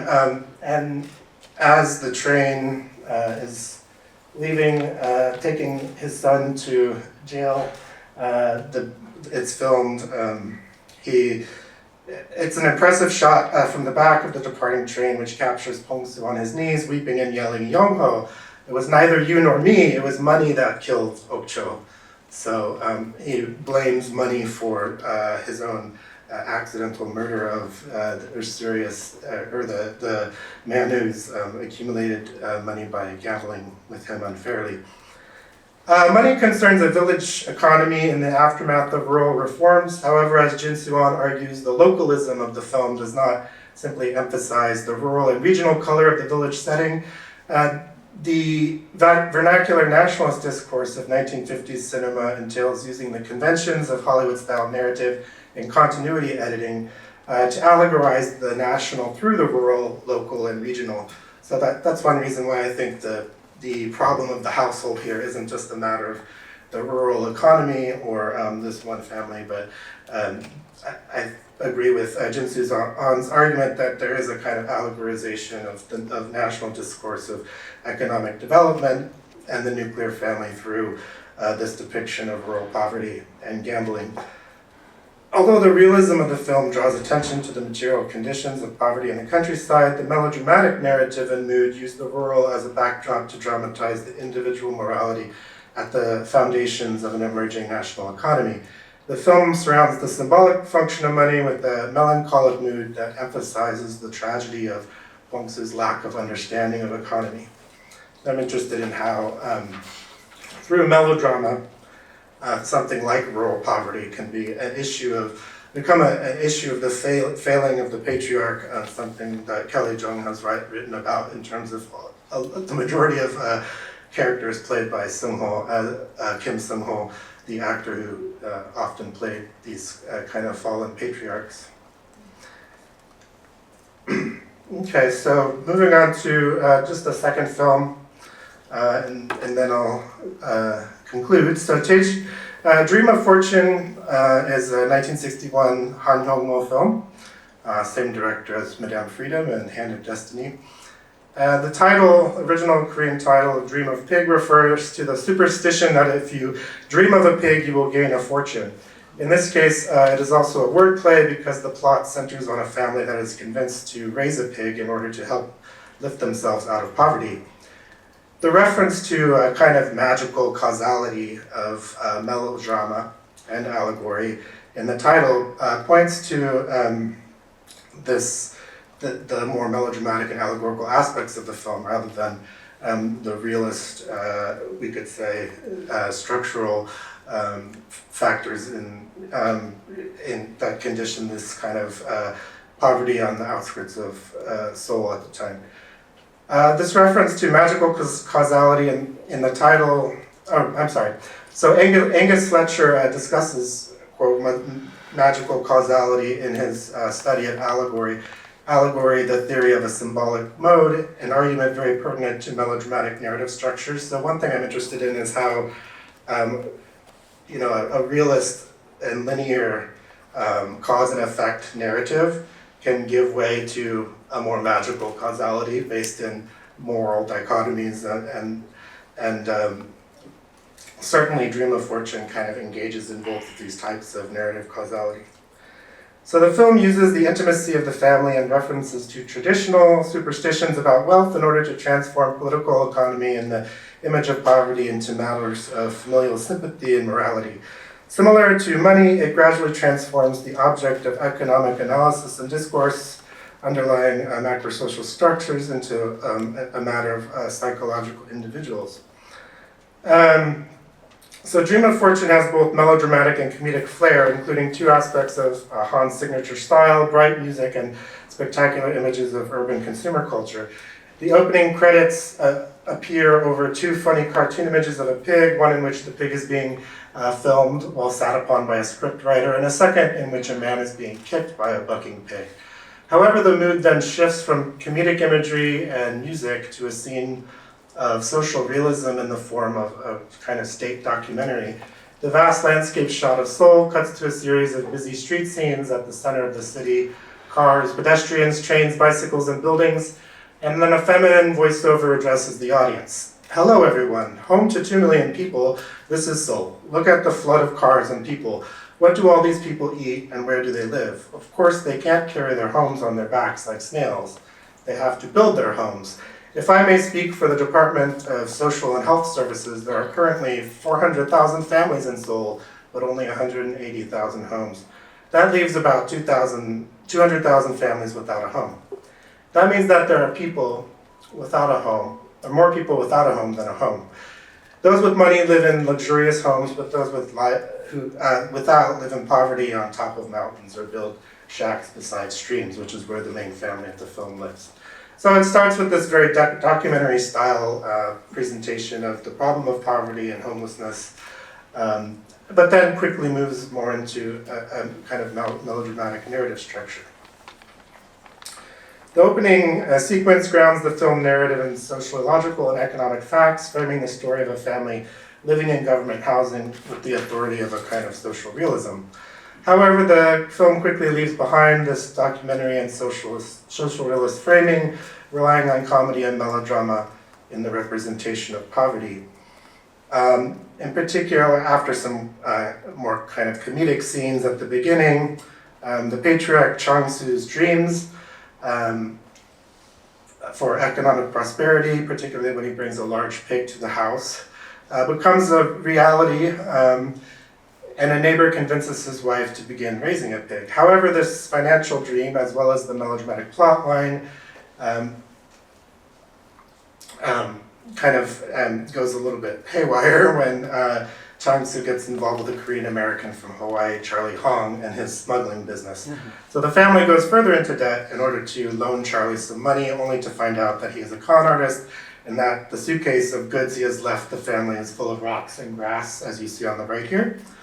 When the con is discovered, the wife weeps uncontrollably and Chung-soo slaps her violently. While Chung-soo drinks and his wife leaves to her sister's house, Young-jun runs out of the house to try to find Charlie, whereupon the film repeats the convention of a car accident killing the family's child, which happens in a surprising number of melodramas of the 30s, 40s, and 50s. So this gradual shift in mood from sober-minded documentary to physical and situational comedy, then to tragic melodrama, mirrors a movement from the center of Seoul to its impoverished peripheries, where the government helps to house lower middle-class families who nonetheless remain threatened by economic exclusion and foreign U.S. swindlers. The melodramatic last half of the film emphasizes the tragic consequences of Chung-soo's drinking, his wife's greed, and their collective poor management of the household finances.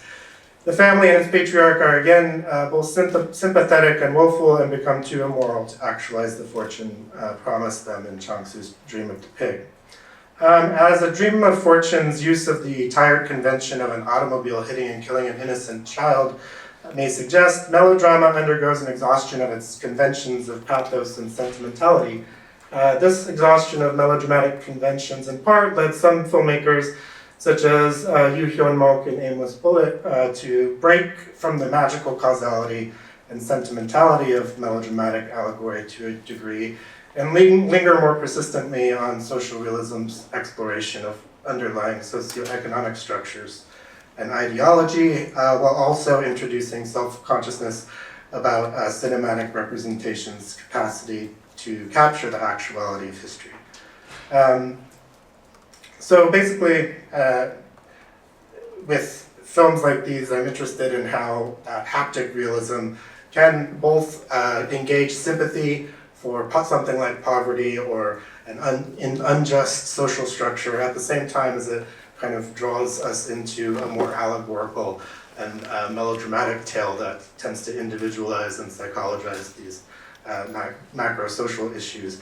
And then I'm interested in this further, more self-conscious relationship to cinema that we find in Aimless Bullet, where there's the questioning of the capacity to represent at all these macro-political social structures, whether through a kind of realist explication or through a melodramatic affect. So thank you, I'll leave it there.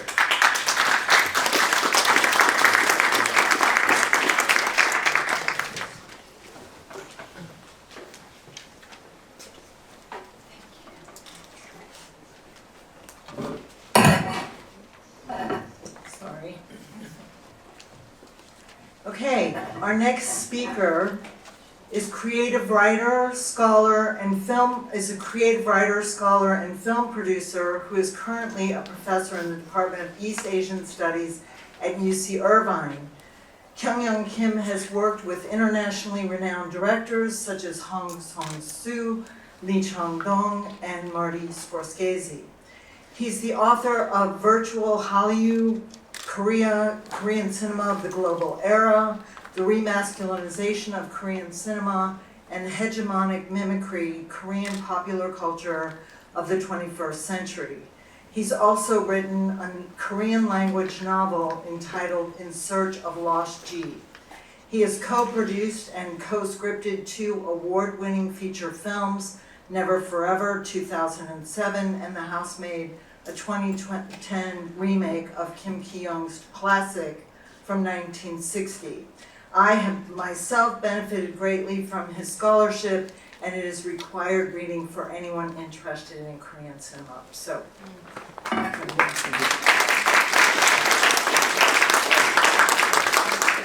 slide is still up. Thank you for the generous introduction. Catherine and I thank also Young-sun for organizing this event, as well as Nahmee Lee, who's part of UCLA Korean Studies. I just actually want to make a comment. You know, 돼지 is actually in Korean slightly misspelled, Travis. And I noticed that. Yeah, That's just a and typo. is it? But it's. I was thinking. Embarrassed when I saw no, I didn't want to embarrass you, but I wanted to come back because if you actually leave it the way it is, with just it means I can become, right? so in some ways, dream of pig, and then between dream of pig and dream of I can become. Maybe there is something in terms of, again, the good fortune that the film is I was actually. just typing too quickly. There's another haptic realism. All right, in action. So, yeah, I was, when I was approached by, sorry, let me just set this up.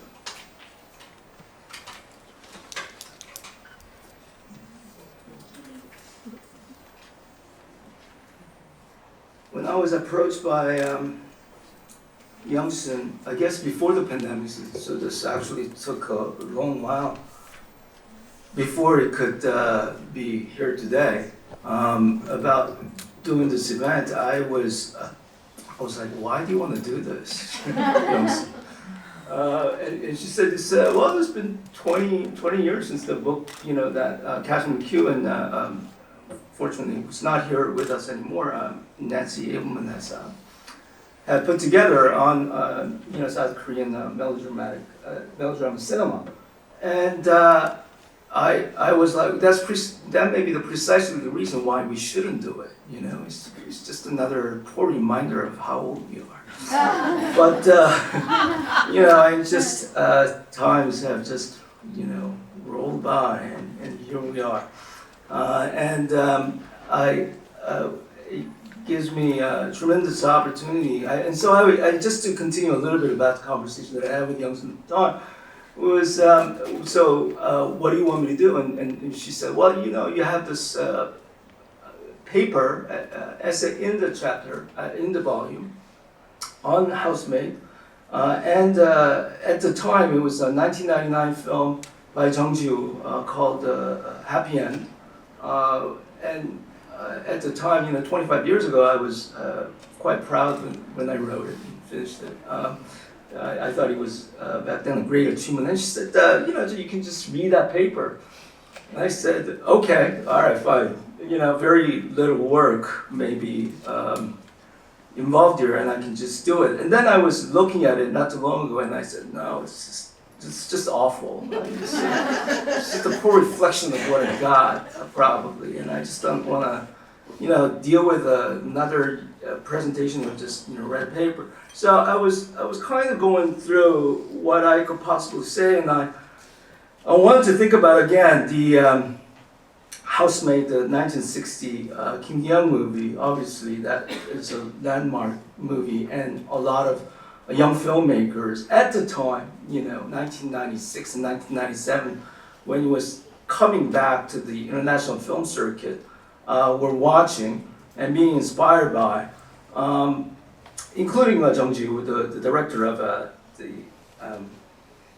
Happy End, but also many of the names that are synonymous with new Korean cinema, that being Bong Joon-ho, obviously made Parasite, and then Chan-wook and a number of other filmmakers who are equally, I think, inspired by the movie, and I can maybe just reconceptualize some of the stuff that I feel is vital and maybe significant in terms of the ways in which space actually works, right? In Kim Hyung's movies, because especially in The Housemaid, because there's a couple of things that I think that are interestingly done, and just not necessarily a regurgitation of something that I wrote in the past, but maybe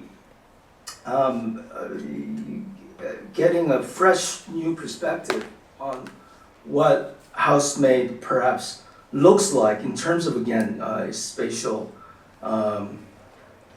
compartmentalization of a sort, mise en scène if you want to use French. but sorry, the slide would have moved. But and then how they are influential to the film that I just mentioned, The Happy End, which is a 1999 film.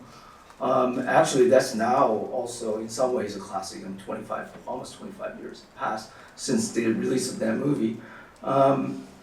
As well as Im Sang-soo's remake of The Housemaid, which was a 2000, no, I should know this because I was involved in making the movie.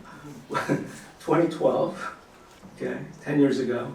And then Bong Joon-ho's Parasite. I just wanted to get a sample of how maybe, especially when it comes to spatiality, cinematic spaces are constructed, perhaps have a way of becoming inspired, or how they're associated with cinematic space of Kim Hyun. So when we think about cinematic spaces, and this is something that I've actually wrote in great details about, there's a way in which we can actually think about cinematic spaces, right? And especially when it comes to genre films. Because a lot of times what we're thinking about is staples, right? And some of the landmark kind of staples that gets repeated over and over and over. That's why they're called genre films. It's not just the characters and plot lines, but it's also spaces, yeah? So if you think about the iconic kind of, cinematic spaces that has to do with American Hollywood cinema, obviously we think about, I don't know, deserts, right? The frontier. That's associated with the Western genre that we see repeatedly over and over. There might be slight variations here and there, but those are kind of, again, I think everybody could probably realize when you actually looking at, certain staple, again, images that have to do with Western, we know, right? I've seen this before. And one of the things that I was actually, and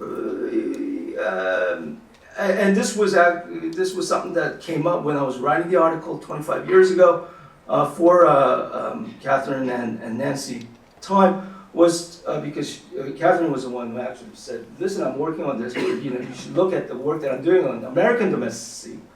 And how maybe there's also a staple image, right? In terms of, again, melodrama, that has to do with, again, production of domestic space, yeah?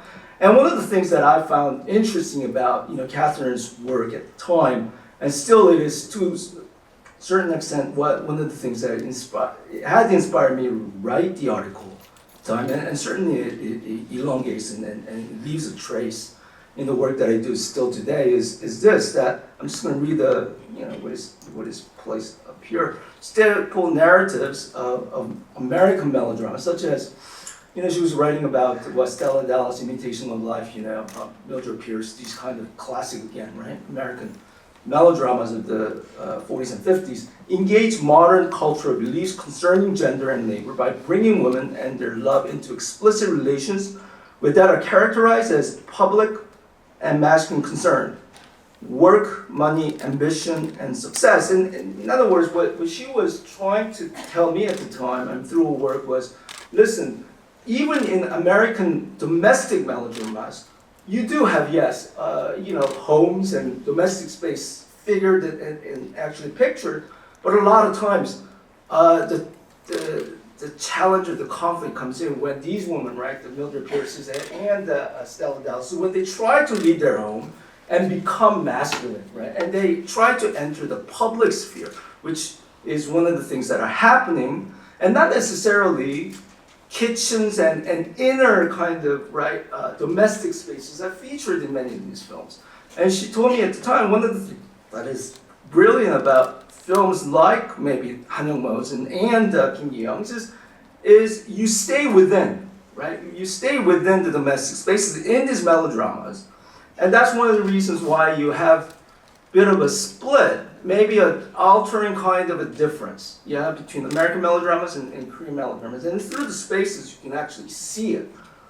Was one of the arguments that she was making, and this was notable. And so it actually was one kind of vivid representation of of how to get about comparatively to think about maybe the unique production space, right? Because as I'm just going to assume that you've seen the movie more than once, many of you. It was featured as in the lineup that we're doing at LACMA, but certainly there is a lot of kitchen work, right? That is involved in the Housemaid, the Kim Hyun's original, and this is something that you can't readily see in American melodrama. So there is something that is unique, maybe something that has to be said about maybe this is something that is prototypical, maybe something that does have a way of being distinguished, right, from other cinemas more. I wouldn't go so far as becoming essentialist and say, it is the defining kind of a thing. But there's something to be looked at over there. And that's one of the things, not only is it paramount in terms of, again, the understanding of Kim Hyun's Housemaid, but I feel as if, this is one of the things that also, remember when 4 years ago, when America, was shook up by, Parasite, a lot of the comments, if you remember, pop culture, otherwise, even in classrooms that we teach, one of the reasons that Parasite did so well was there's a lot of scenes in the kitchen, right? A lot of eating, and there's a lot of domesticity that usually, right, is not necessarily featured in American movies, not American movies. So, in some ways, this has a relationship and a dialogue that is built in. 60 years later is what I thought was kind of interesting, the ways in which it has become canvassed, throughout history, from Kim Hyun to Bong Joon-ho. And then, and so I was also interested in, the staircase, trying to conceptualize or reconceptualize staircase, which is, again, significantly figured in the original, Housemaid. And I wanted us to maybe think about, or me, I forget you guys, me personally, think about the verticality of things, verticality of things. This staircase has a way of obviously kind of, tipping up, the horizontal kind of spaces in which, 35 millimeter, if you actually letterbox it, operate on, usually, and it makes it a little bit more dynamic, in terms of, again, spacing. So, here you got, I don't know, that,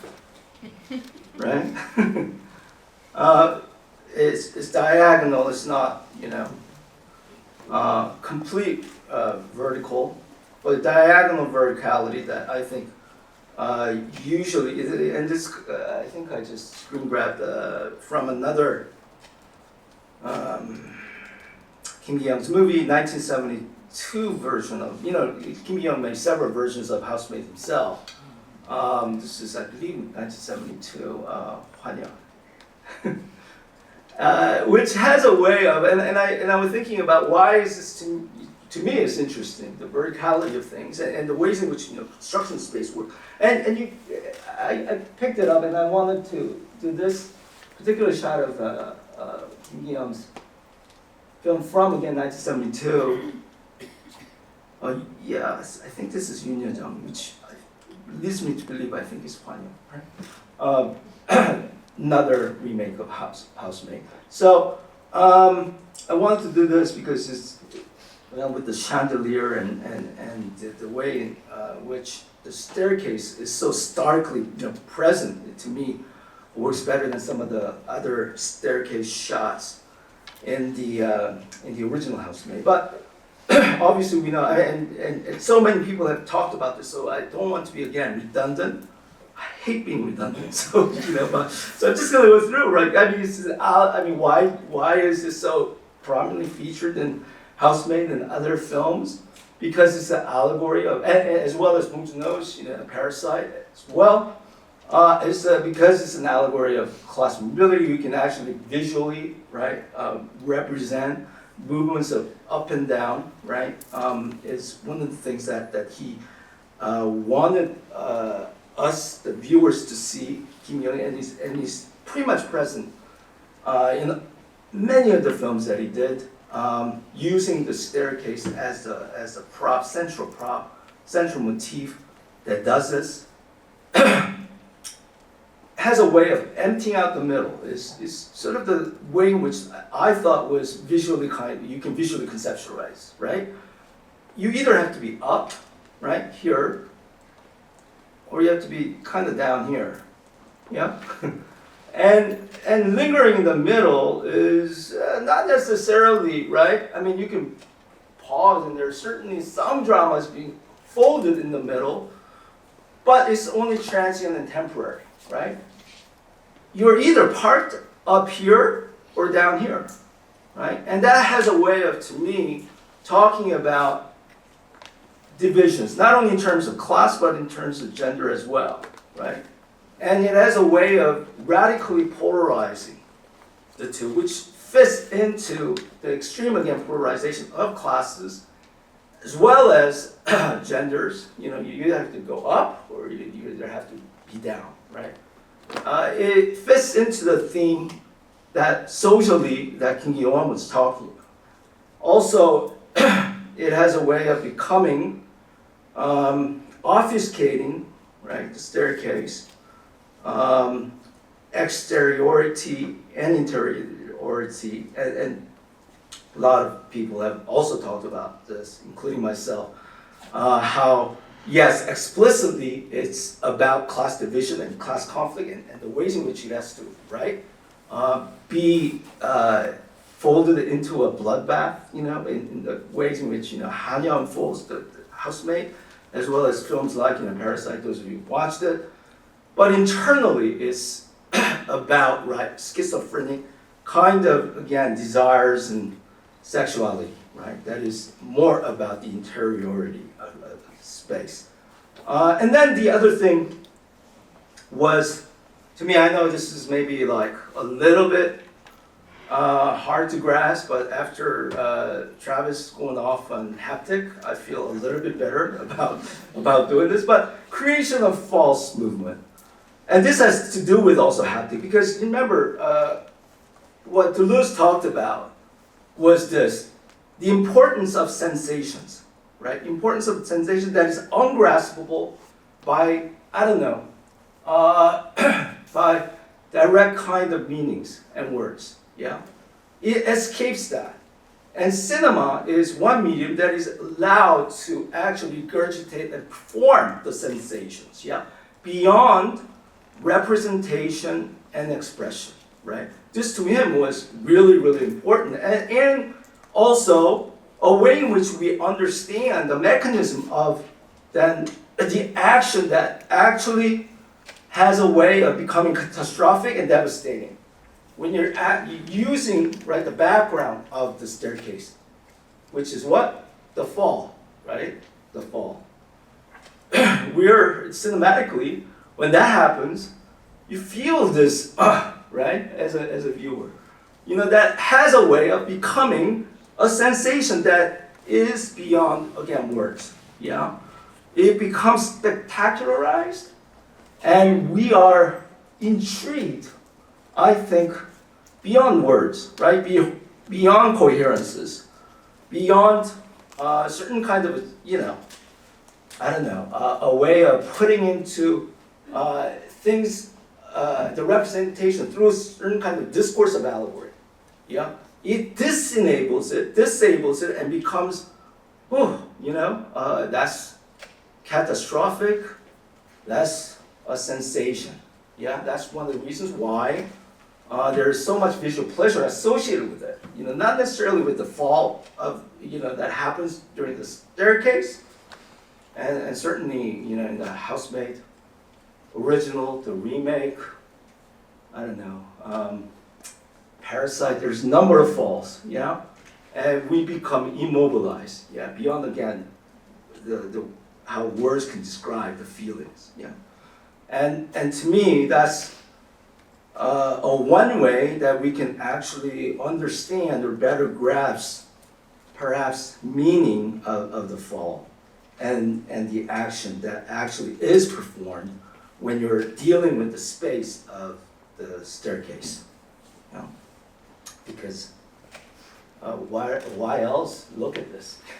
Why else look at this if it's not, sensation is not there, right? If the spectacle is not there, right? And the haptic, to borrow, Travis's words, certainly is one way, right? Kim Hyun was giving to us, right? Beyond dialogue, beyond characters, and beyond the plot line, right? So that's one way you can think about, again, representation that has to do with the conflict between truth and false and reality versus imaginary. The classic ways in which those kind of categories can be bifurcated. You have that, right?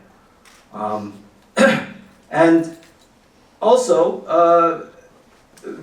quite important to me, again, is this: all of the falls, right, take place. Yeah, some of them, the ones who suffer are poor people, like here, right, the maid, or in the case of Parasite, it's the old maid, right, who also suffers the fall. Yeah, if you have to remember.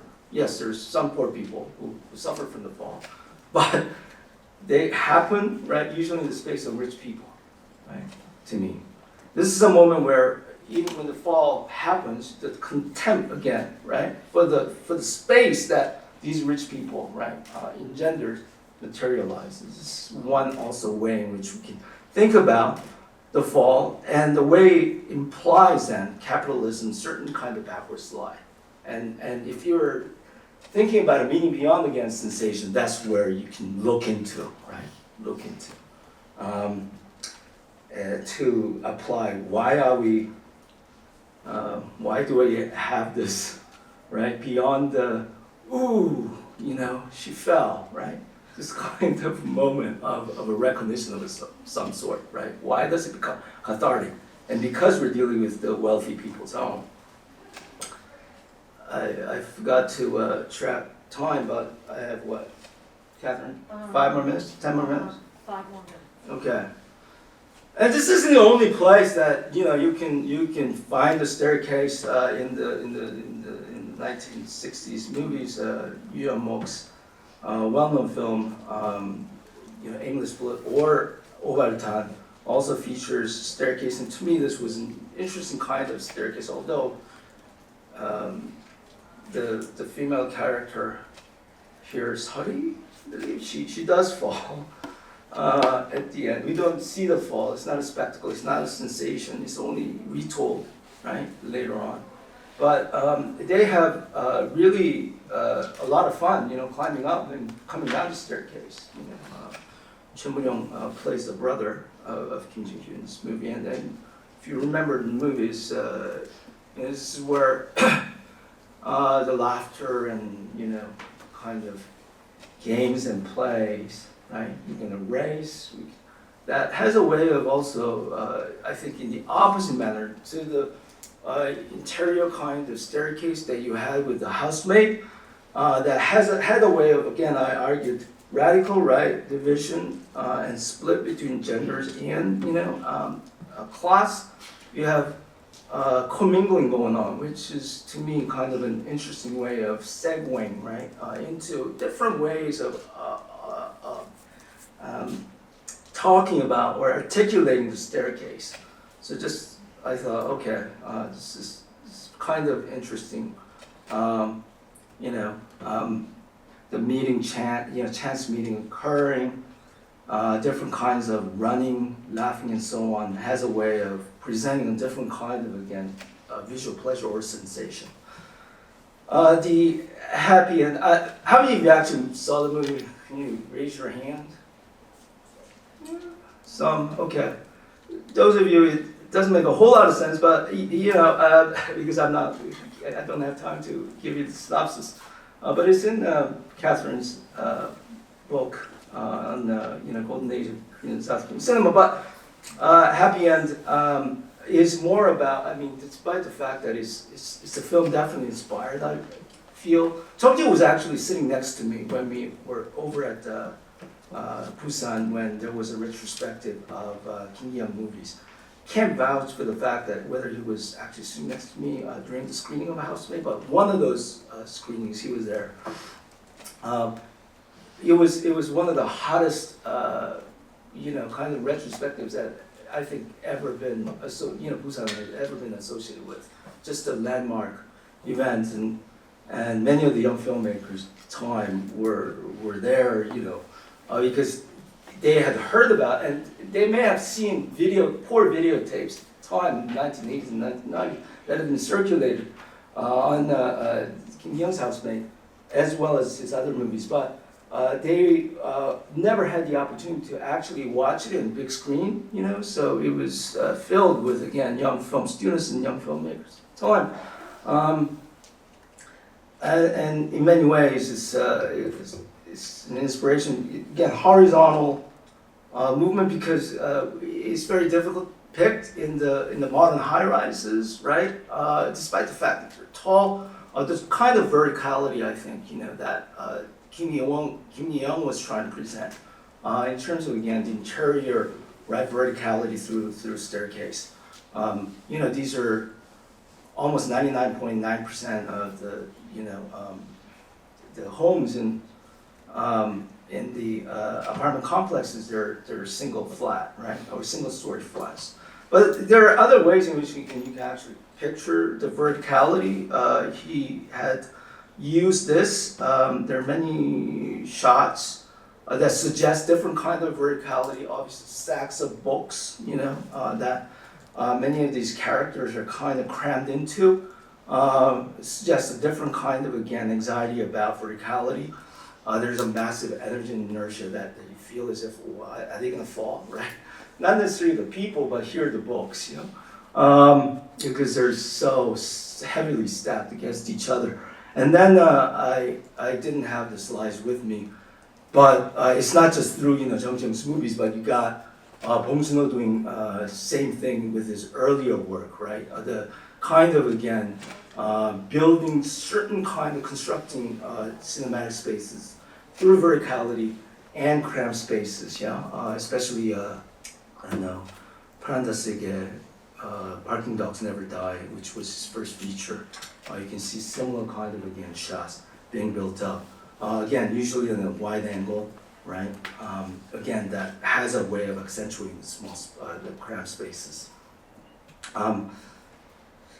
It's a boring shot, not a really great shot. But I think Chung Ji-woo was trying to, again, present different kind of visuality that are beyond just the horizontal. It's very difficult to achieve in these kind of apartments. So he was also trying at the time this artificial kind of verticality, and this is a shot that also Park Chan-wook makes around the same time period. Vengeance Mind, you see similar kind of shot, different kind of use of the verticality, having a camera up on a outside, either on a high angle or even in the interior high angle, right? Which to me is a bit I don't know, it's antiquated kind of a shot. I don't think anyone does this anymore. But Parasite's staircase has a different kind of dimensionality registered to it. We see this shot, repeated, not verbatim, but more or less throughout the movie. The staircase. Now this is a little bit more complicated and different kind of verticality that has a way of being registered. Just because, if you think about it, he's using these, right, simple minimalist, shapes, the rectangles, to build layers into the staircase. Why? Because he wants to build and be a front about the modernist, right, kind of endeavors that were associated with the Namgung, the architect Namgung, who was original kind of founder of the architect house, which borrows from the Bauhaus, kind of design, Walter Gropius kind of a design.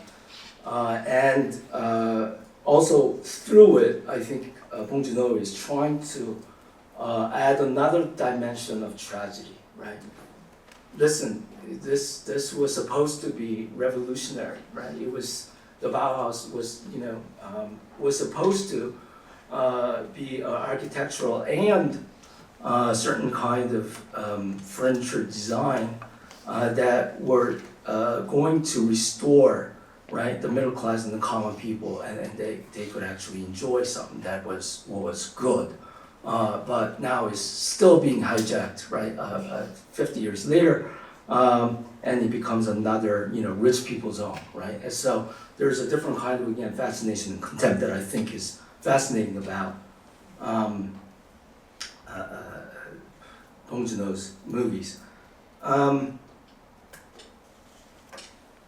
I feel as if I've run out of time, but I was going on and on about different kinds of, again, finding different kinds of interior cinematic spaces as well as the verticality. And then I wanted to come here, and I swear to God, just 1 minute.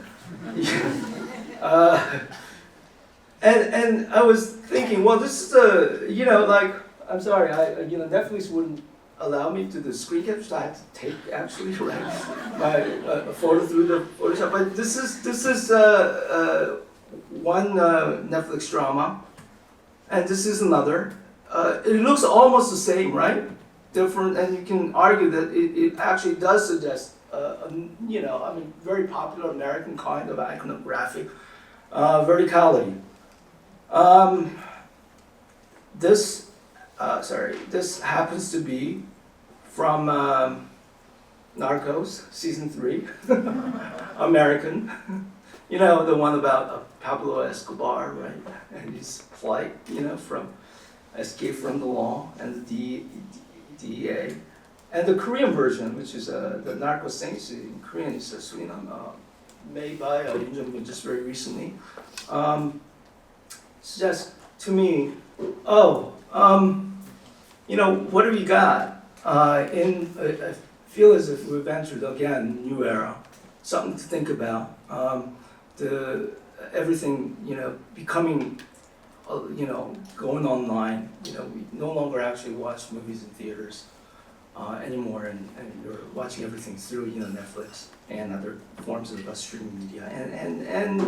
And this is again a plethora of undifferentiated, right? Very common kind of verticality that becomes, national and anonymous. And so I just leave it there in terms of, again, what we got, in the post-cinematic world. Thanks a lot.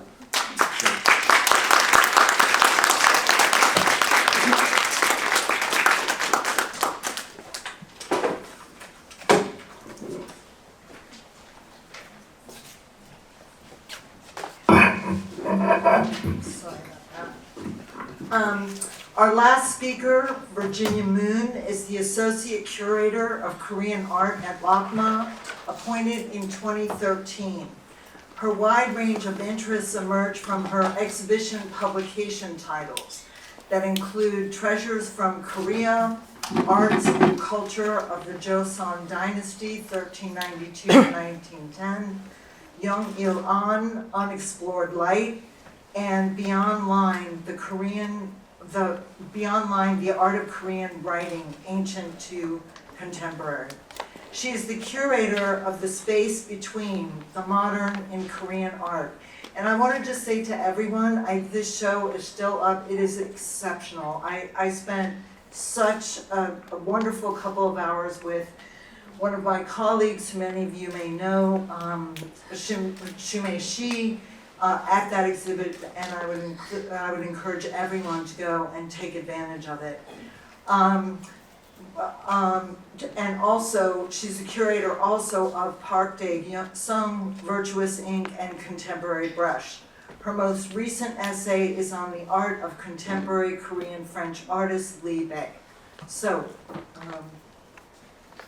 here she is.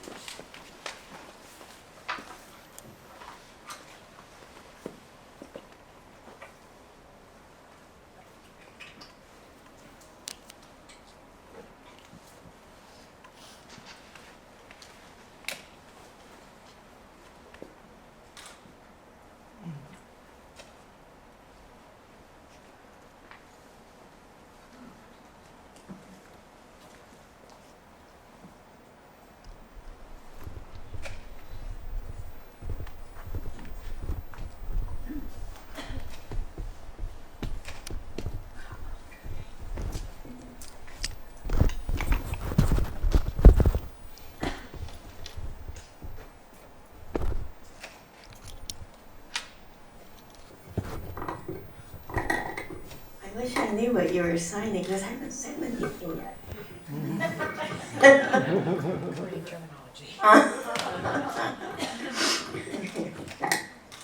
Hi everyone.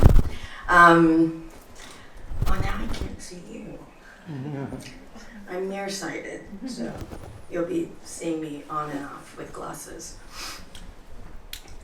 I first want to say thank you for making it to the end. It's always great when people can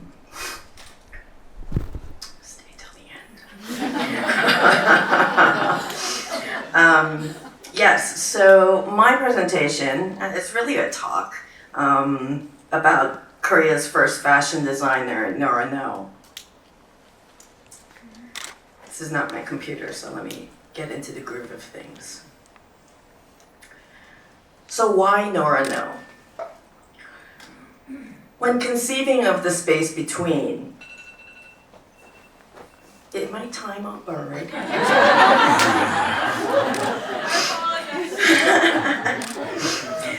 Good, laughing's good. When conceiving of the space between, it was important to conclude, I thought, the concept of the new woman that emerged during the modern era. In case you're not familiar, essentially it was a concept created by men in Korea to utilize women in the modernization of the country. Simply put, very simply put, by allowing women to be given an education at this time, their logic was that they would become mothers, all assumptions included, who would then educate her children, the next generation. The new woman sensation, I call it a sensation, I don't refer to it as a movement or a phenomenon, I felt was a significant one to address. But I had not yet seen this done before, explicitly in art exhibitions in Korea. And so to locate artworks produced directly due to the new woman ideas were difficult. But I wanted to do more for this section. Just to give you a very brief idea, I've edited as much as I could and will show you a 2-minute completely silent video of the pageantry of the new woman section of the space between.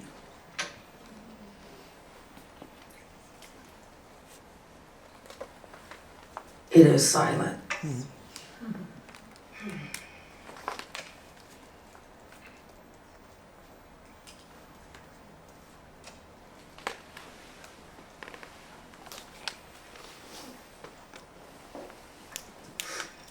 That's the section wall text.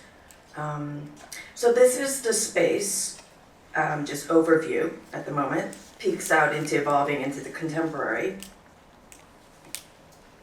This is work by Chung. I will just say that it shows the trendy consumerism of the time, a new idea. Notice the phonograph and such. By the way, Chung was born deaf, which I thought he had a great sense of humor. We see this work and the next by Irhe, which I thought were more, oh, by the way, see under her lab coat, she's wearing a hanbok. And here. So these two works I thought were more obvious examples of the result of the education women got beginning at this time. It combines both education and what women were doing with their time, which a new concept called leisure, right? Or maybe imposed leisure, self-imposed leisure. This photograph by Shin Na-kyun is of the entertainer Choi Seung-hee, who is and becomes the most photographed Korean woman in all of Korean history. Here, that was our young, you know what, hold on. I'm going to, if I can, why isn't there a bar? Sorry, I just want to say something. It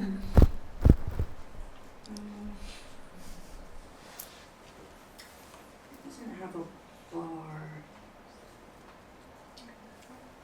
I'm going to try not to date myself, so just give me a second. You know, I'll let it go. Okay.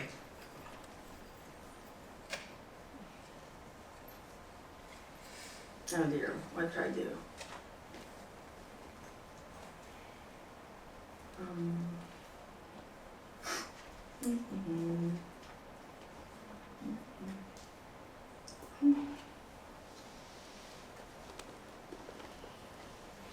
Wow, I'm hoping you're really enjoying this photograph.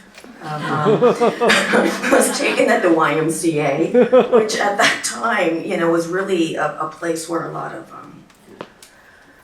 classes were offered. I will get past this. 1 second.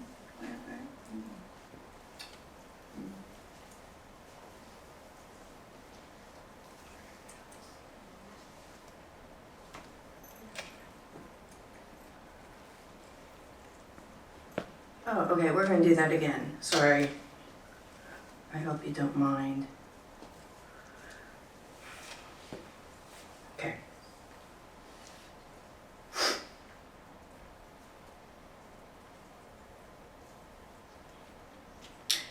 So I'll build up to it as this gets to it. That photograph of the young girl is Choi Seung-hee, an entertainer. She was actually a dancer who wove, you know, dance ideas from East and West. And she does go down in photographic history as one of the most photographed women. What she's wearing on the outside, short bob, Western style dress, and it'll get there. Totally putting her front leg as a very much a seductive pose, and her looking into the camera with a very seductive smile. All of those would be characterized as external features of what it meant to be a new woman. But the underside of that, yes, is the officializing of education for women, which did open up other opportunities. That photograph is a vintage photograph by Shin Na-kyun, who happens to have written the first book on photography, which is still used today in Korea by those who pursue photography as an art medium. And Shin Na-kyun's focus was on printing technique, and therefore that particular photograph is known for the way it has been printed.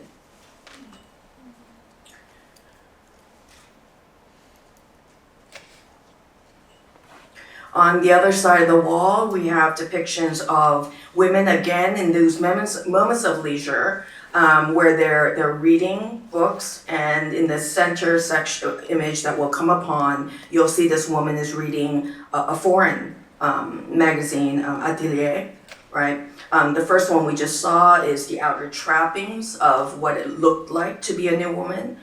Here we have sort of an in-between of a half undressed hanbok, I suppose, and her reading. And then we have a wooden sculpture, Sound of the Bow, which was created, it's entirely in wood using a specific technique.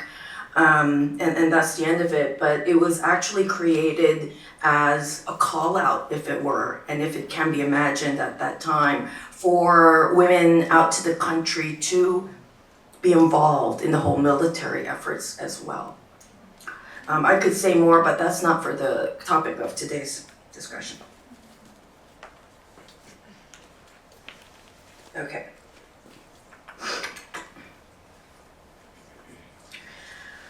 I'm still on the background now that I'm getting over the fact that I could not utilize the film clip in the way that I had hoped. But to move on, so it was about this time that Christina Klein was giving talks about her new book at that time, 2020, Cold War Cosmopolitanism, during the COVID time, when we were all learning different ways of how to use our time.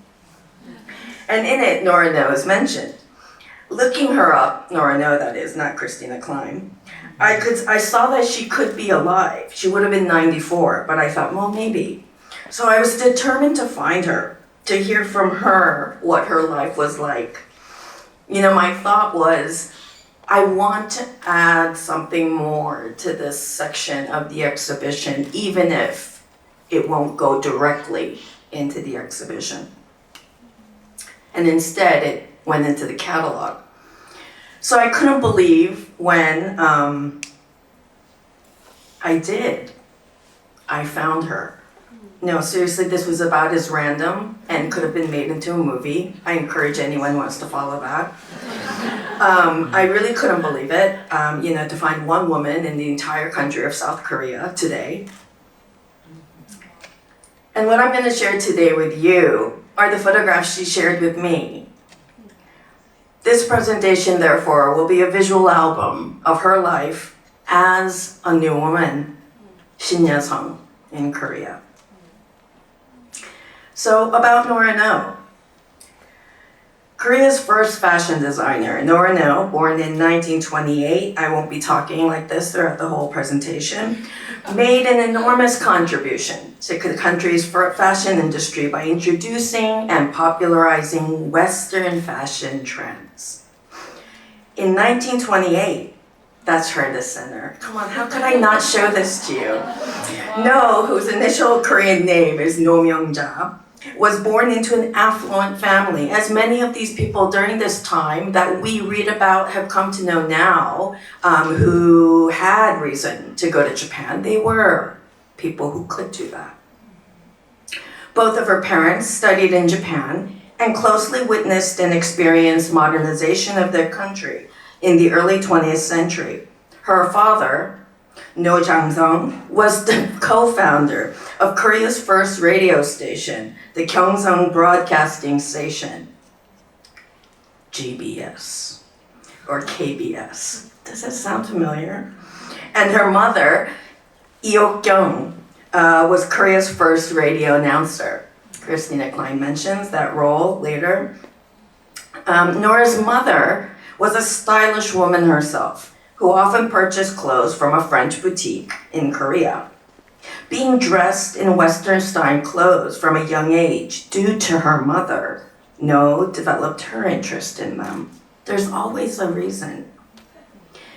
At the young age of 16, No married to avoid being drafted as a comfort woman for the Japanese military during Japanese colonization, which is from 1910 officially to 1945, and World War II. Quickly realizing that she was no more than a domestic servant to her in-laws, No decided to divorce her husband. In fact, I understand that they really lived together as a married couple for only a month. In an interview with the Wall Street Journal in 2013, she said, quote, "Divorce was the best decision I've made in my entire life. I didn't want," and I resonate with this next part, "I didn't want to sacrifice being who I wanted to be So at the age of 19, No changed her first name to Nora after the protagonist who leaves her family to find herself in the novel A Doll's House, published in 1879 by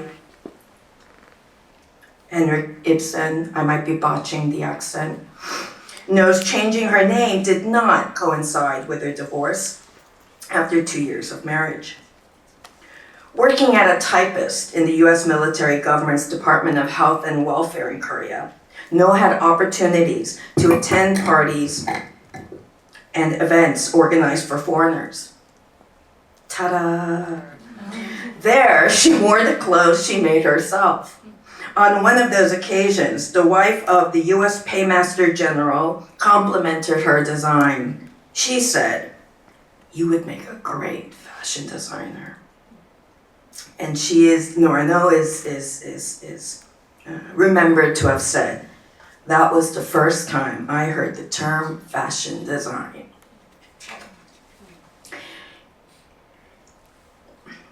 Yeah. Before the midriff was fashionable. In 1947, No departed for the US to pursue fashion design. She was the second woman from Korea to ever take a commercial plane. I can't imagine both the excitement and the other terrifying experience. Enrolled at the Frank Wagon Technical College in LA, No studied American-style flat pattern making and French draping methods. As a part-time assistant designer at I don't think I'm pronouncing that correctly, it's TABAK, of California, that specialized in custom handmade pieces, she's familiarized herself with the commercial production system and division of labor in fashion industry.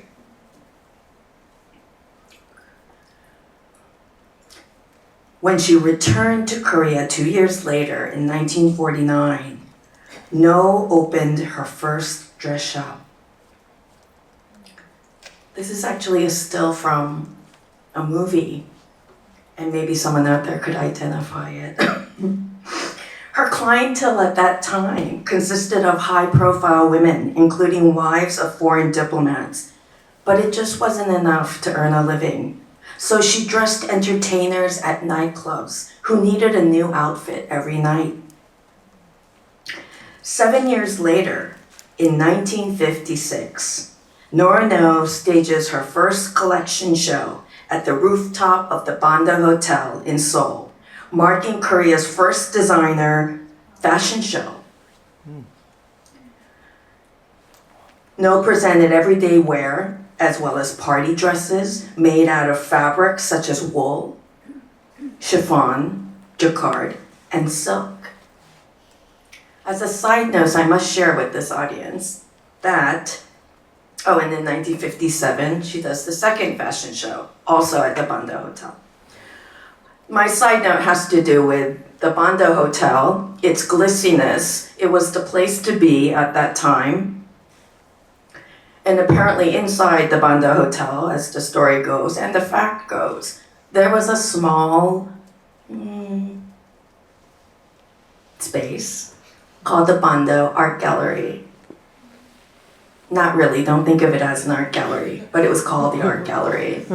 And it was in this small space that artists who were trying to earn a living, like Park Soo-gun, would take some of his works there to have them be sold. And the reason for that is, right outside the door of the Banda Hotel at the time was the last bus stop to take GIs to Gimpo International Airport. And I remind you, this was a time when after the Koreas paused fighting, as we all know, US military bases were set up all over South Korea to protect it. Therefore, GIs, this was the last bus stop you could take. Well, what are you gonna do if you're at the last bus stop and you're about to go home? Crap, I should have bought something to my wife, right? Crap, I should buy something for my children, or etc. It pains me to share with you that I understand that Park Soo-gun was happy to sell his works for $5. Now, this is not the reaction I was hoping for, because Park Seo-gun's works now cost in the millions. So I say, if any of you are planning to create a time machine, I will happily be your beta project and stand first in line.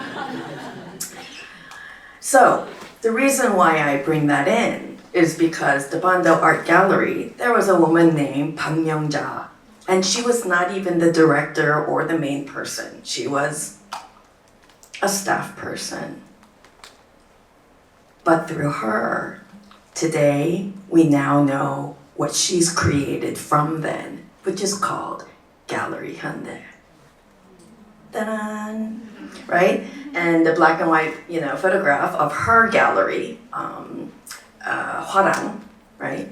And so then that's her in the photograph. So I just want to take a side route and just kind of tie in how what's happening at this time ties in with all of this, including the fashions of Nora No. So, back to after the 2 fashion shows that Nora No puts together, that same year in 1956, after receiving training in France, No began to incorporate French styles in her designs.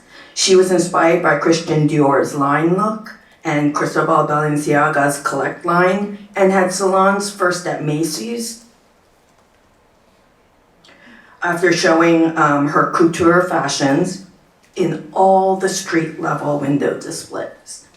She also showed and sold out of boutiques, her own boutiques, at Henri Bendel, Neiman Marcus, and Saks Fifth Avenue. She made trips to Paris and New York every 2 years and subscribed to the foreign magazines for which her fashions would also be shown, such as Vogue and Elle, to keep abreast of international fashion trends. Voila. I thought that deserved an extra moment. The brocade Arirang dress. This has been designated as a National Registered Cultural Heritage in 2014, which very much implies and says that the government is taking responsibility for its protection.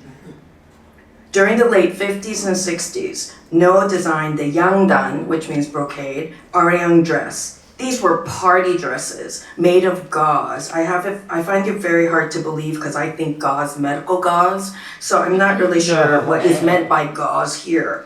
But brocade updating the traditional hanbok for the Korean wives of foreign diplomats who at the time were not quite used to Western dress styles, but needed something to wear to parties. Hyunju-oh, former Miss Korea, wore No's Arirang dress. That image is the only image I could find. That is her dress, Miss Korea's dress, Miss Hyunju-oh's dress, that she wore to compete in Miss Universe in 1959, for which she became a semifinalist.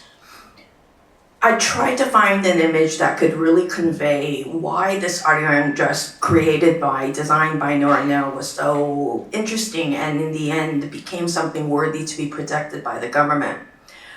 So I'll try to explain, but I realize it might be hard to imagine. So we accept the hanbok has a top. Okay, here I come out.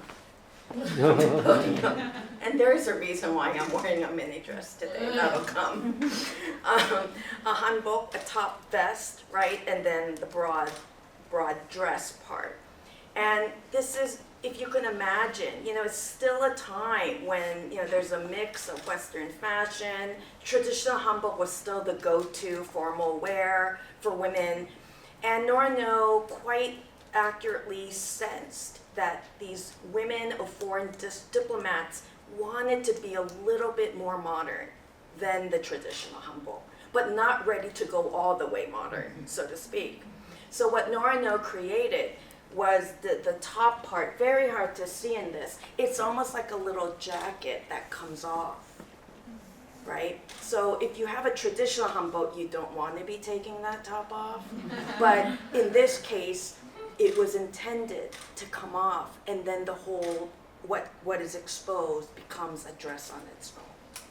So it was the in-between for women to feel comfortable in the traditional idea of a hanbok and yet move with the times and feel a little bit more modern.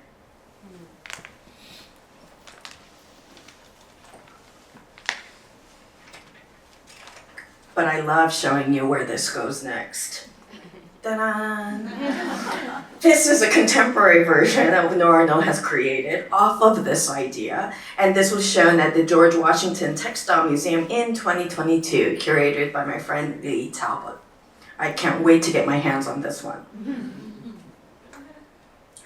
So, where was I? I just got caught up in all that. Oh yes, the point of why I'm included today. No, I'm real. No played a significant role, as you know, in Korean modern cinema, becoming the first recognized costume designer, we call them that today, for the films.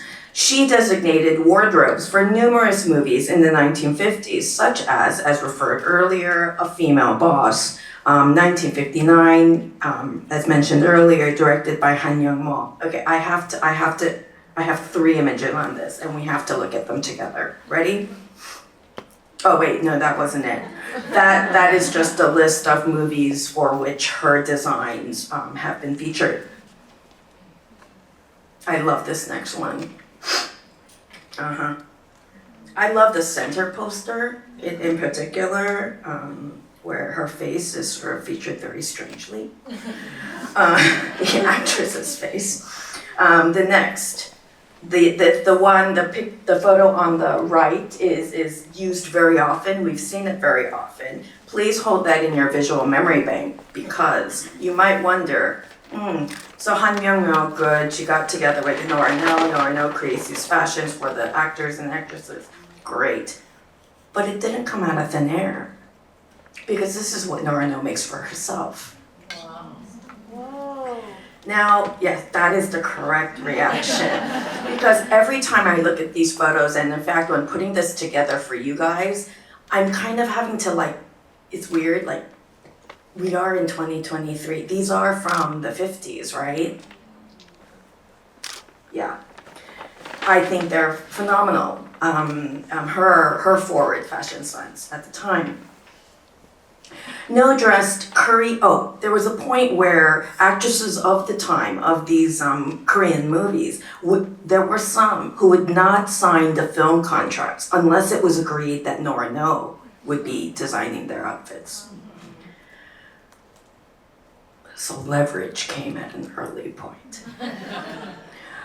No dressed Korean celebrities of considerable statures, such as actress Ran, I hope I'm saying that right, Ran, who starred in nearly 200 films, including, yes, Hanyo, The Housemaid, 1960, by Kim Gi-young, Mabu, A Coachman. I felt the need to include the Korean titles because really the Korean titles are the real titles for these movies. So Mabu, A Coachman in 1961, directed by Kang Jae-in. And now I have slides. By the way, this photograph absolutely is off of Audrey Hepburn's Breakfast at Tiffany's. If you thought that's what you were seeing, I confirm that is what you're seeing. That was not a mistake, and it was a conscious one. So here we have a poster, Maiti Shinbu, Horsehair Bride, 1966, directed by Kim Gi-duk. Now, I just had to pause here because that question mark is deliberate. Because I saw the film poster and said, yes, I found the film poster. And then I saw this. I still don't know what the right words are. But I like that this is all going on at this time. It makes things very, very relatable. And then we have, actress Che Eun-hee, who starred in, among others, A Sister's Garden. I wish I had a movie soundtrack behind me right now. By Shin Sang-mok, dated 1959. Side message for those who don't know, the other heated love triangles and love directional lines. Choi Soon-hee and Shin Sang-wook were married in 1954, divorced in 1976, married again in 1983. There's actually more of a story there, and it involves North Korea. I'll let others who are more into that explain that in coffee table conversations.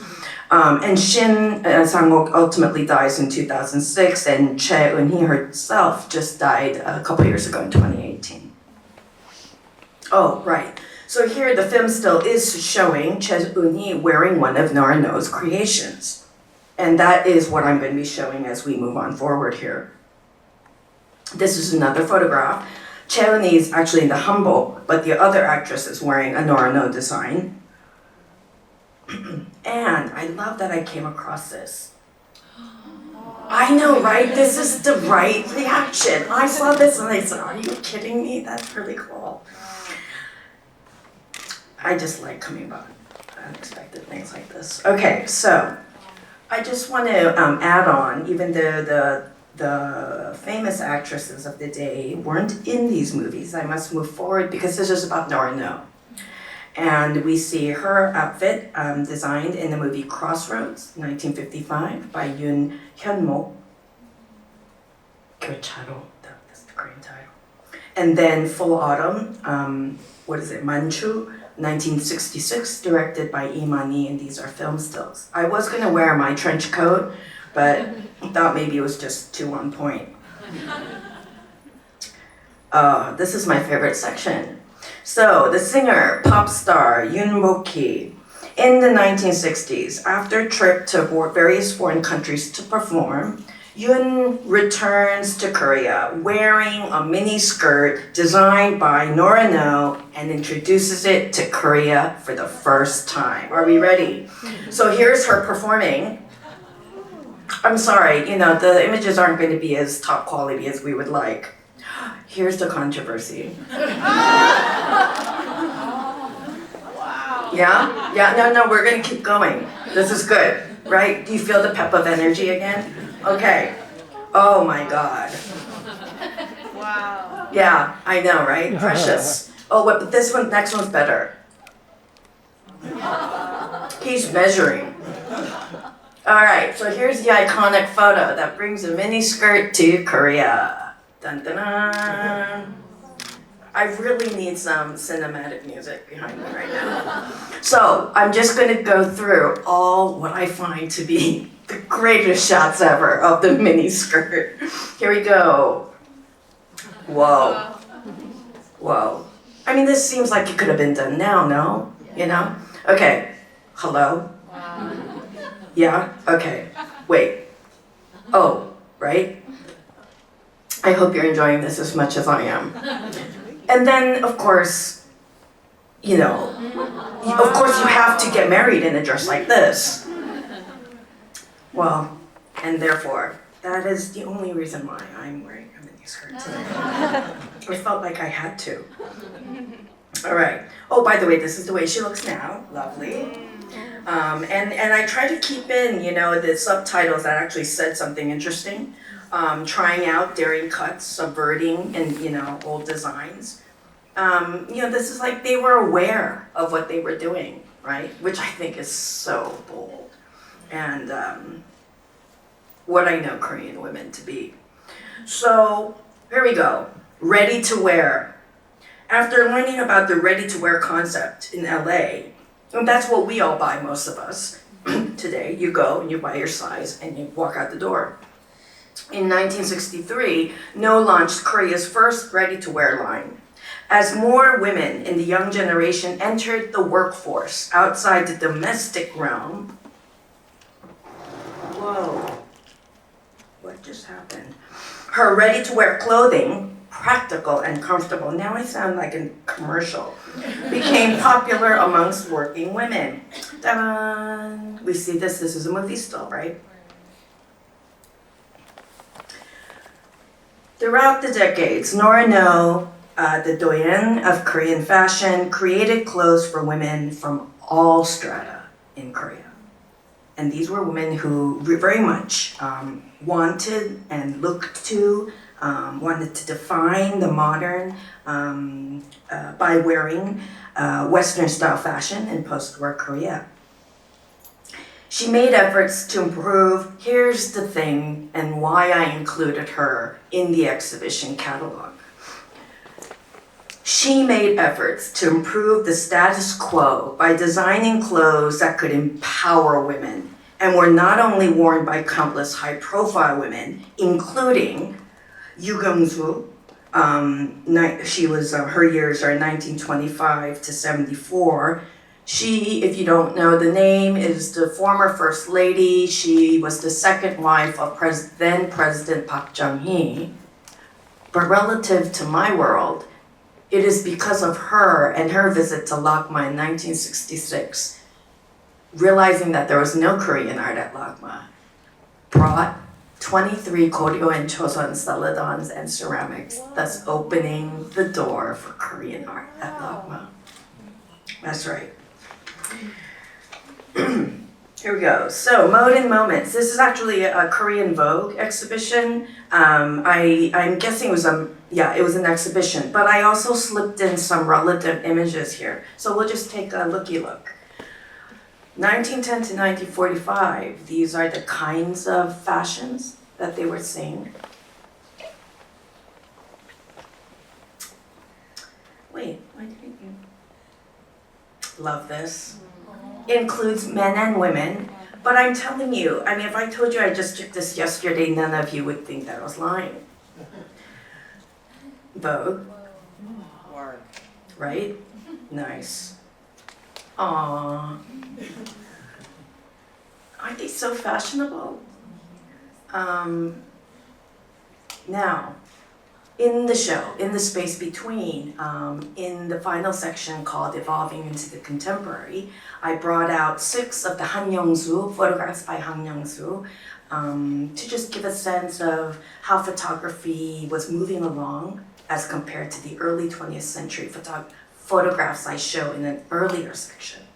But my point is, I'm now going to show you just a handful of relevant here Han Young-soo images from the 1950s. As you see, right in the center, a woman in hanbok walking with a woman in a more modern dress.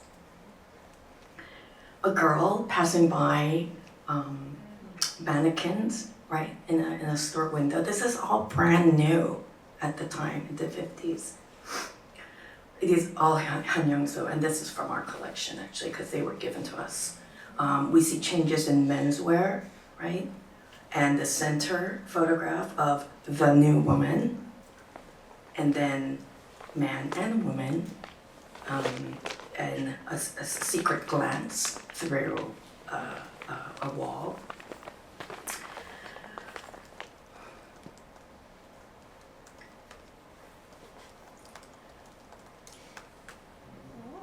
Yeah.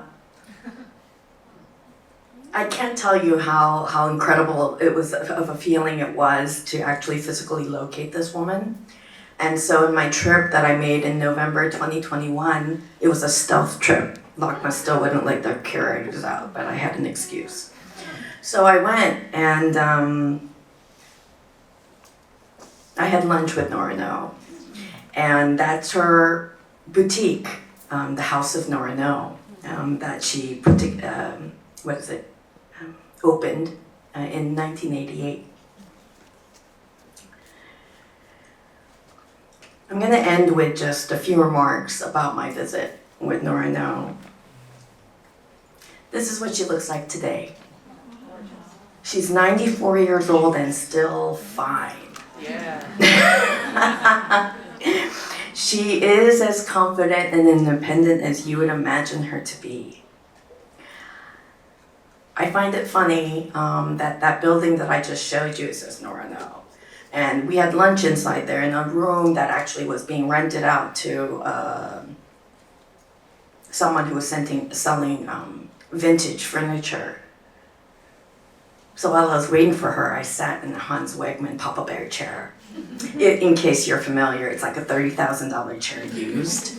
And I'd never encountered this chair before, and I sat in it and said, I'm never leaving this chair. So it was in a room like this that we had lunch. Just a few things as I wind this down.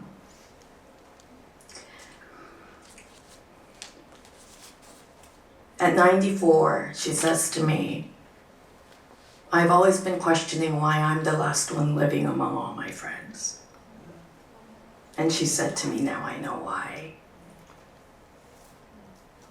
Because of what we're all doing to recognize her and her legacy and her impact, as she should be recognized. What you're never gonna believe, and I can't make this up,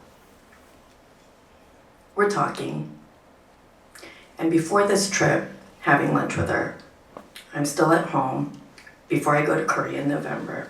Now I'm having lunch with my mother. I said, Mom, did you ever hear of Nora No before? And she says, wait a minute.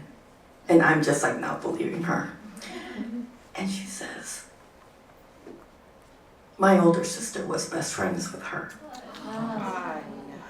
And of course, still I'm not, sure, And my mother happens to be the baby of the family, and there's a huge age difference.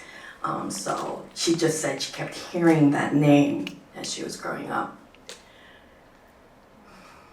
When I had lunch with Nora No, among other things that we talked about, I asked her, I said, do you know these names? And I listed the names of my aunts and my uncles, older brothers and sisters of my mother. They lived next door to each other growing up, and they were childhood friends. Wow. And then she says, you're like family. So my next trip to Korea, I'll be having another lunch with them in a different kind of way. Hope you enjoyed the visual album.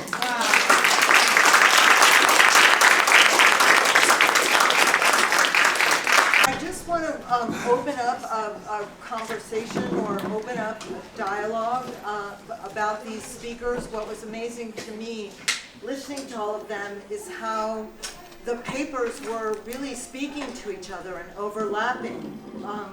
Christina and Virginia's papers were speaking to each other in terms of the après girl and the new woman in ways that I think are really interesting, along with the fact that, the director that you were speaking about is possibly one of the men that Virginia was referring to in terms of making the image of the new woman, creating this sensation of the new woman.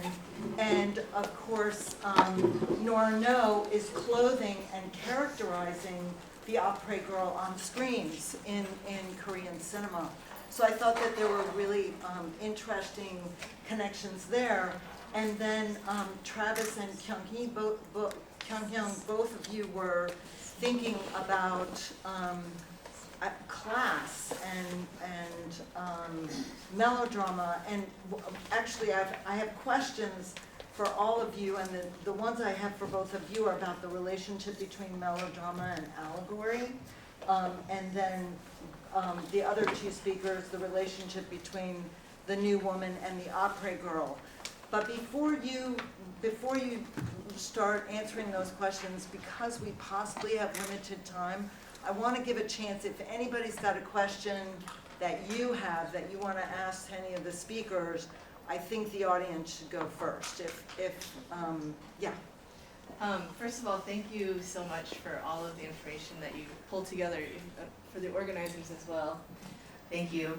I'm a dance studies scholar, and so there's a lot of things that I was picking up on, particularly about circulation of both images, economic ideas, political ideas, and culture. And going back to Professor Klein, I was really struck by the dancer that you first showed, and it was so reminiscent of both Lena Horne as well as Catherine Dunham, Jenny Lagan in the Golden Age of Hollywood films that were primarily black films. And so the question that really came up for me was, aside from wondering who the dancer is, but also how did the director come to see some of those films, because a lot of the cinematography was so similar to Stormy Weather, Cabin, things of this nature that were out probably a decade prior to the production date of this film. And also to touch back on this question about funding this particular film. But then I feel like it also ties into Professor Workman and Professor Kim's information about the concept of class. So just wondering if there's information about the director's class background and what he was able, how he might have been privileged to see some of those films, because I don't think that the black golden age of Hollywood films probably made it to Korea. So the dancer who's doing that awesome mambo is Nahmee Lee, is her name, and she performed for what were called Eighth Army shows. So the U.S. military had a huge demand for entertainment, and they couldn't bring in enough Americans to satisfy that demand, and so they had a lot of Korean entertainers, and that sort of stimulated the development of kind of American-style popular culture. So Korean singers and dancers and entertainers would entertain in an American style and then entertain American troops. So they would all basically mimicking a lot of, learning from and mimicking various kinds of American singer styles. And so she was one of those performers. And, you know, as I said, mambo was huge, huge, huge all around the world. So that kind of dance style is something that she would have learned. So Han Young-mo comes from a privileged background, educated privileged background, so he is himself affluent. In terms of, you know, what sort of films he was seeing is a really interesting question. Because there was, you know, American films were showing in theaters, but they're also sort of circulating in the black market as well, so that films that are being shown, again, on the U.S. military bases were very porous. So there's a lot of American culture coming into these U.S. military bases to entertain the American GIs, and then they are flowing out of the U.S. military bases and making their way throughout sort of Korean culture. So, you know, I don't think that they were probably showing something like Stormy Weather on the U.S. military base, although you never really know. So things were circulating in those ways. And there was also, films were also coming in from like Japan in the black market. There was a lot of cultural traffic. As well as American films that were showing in movie theaters at the time. Other questions from the audience? Yeah, okay, so I have. There's one person. Oh, yeah, yes, please. Okay, I guess, I don't know if we have time for two, but one question I have for Professor Kim is like the gender aspect and how, you know, that kind of, the fall, you know, symbolizes the division of, you know, not only classes but also gender. And I could see that in your explanation of like the housemaid.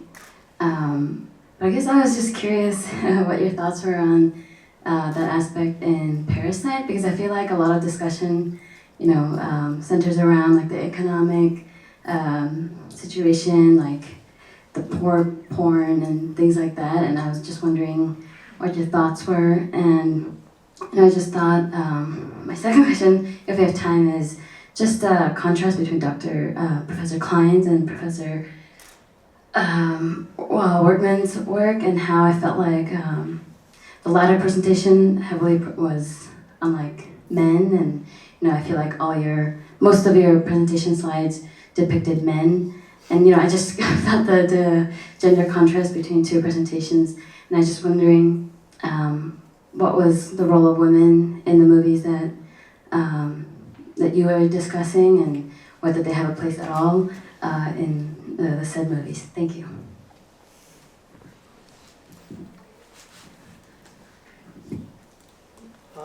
Yeah, I guess I'll go first. Just in terms of Parasite, in terms of the fall, again, you know, unlike The Housemaid, I think, you know, Parasite is layered and different, multifaceted. So it's very difficult to pinpoint and say, well, this is radical right division that is happening, or there's a kind of, in the traditional sense, the femme fatale kind of a discourse is working out. It's details here in this film very readily. But I feel as if, and I talked about this in my recent book, Hegemonic Mimicry, plugging in, just for those of you interested. I have a section, that I talk about, again, the neurotic woman, right, in Parasite, being very much central to the narrative. Although Mrs. Park, played by, the rich chairman's wife, she doesn't fall like spectacularly like the ways in which you would have with the maid in the Kim Hyun's movie, but you feel as if there's always a sense of anxiety and fragility, right? Because she is a lot of times unable to speak eloquently. She mutters. She falls asleep so often. In the entirety of the movie, she's not together very well. So in terms of again, and she's definitely uncomfortable, and I had an image where she's like doing all this kitchen work, yet she feels so uncomfortable, right? And she doesn't feel like settled in that kind of a space. But then again, she's never settled in any kind of space, right? So metaphorically and figuratively, you can sense that this is a woman who is hyperbolic and mentally unstable, all of those things, that you can actually gravitate and anchor it to, D.H. Lawrence and that kind of a narrative where, there was that way in which you could think about and conceptualize the woman on the verge of nervous breakdown, right? And so there's that, and you can think about even the flight. Even the ways in which there's several images where several shots you can think about her going ascending the staircase or coming down the staircase, even though not a fall, but kind of on the verge of the she's almost always right unstable, and Bong Joon-ho is capitalizing that, so something to think about. Thank you for your question. I guess I would agree with Professor Klein's reading of those Han Hyung-mo films, and there isn't a whole lot of agency in some of the for women characters in some of for examples. I used the one point maybe in Dream of Fortune, which is a Han Hyung-mo film, would perhaps be the fallen patriarch's relationship with his wife, who is kind of held up as someone who could, maybe better than him, have better economic rationality for the household. So sometimes the patriarch who loses the family's money is contrasted to a wife who would perhaps be more capable of running things. There's that kind of suggestion at the end of Dream of Fortune.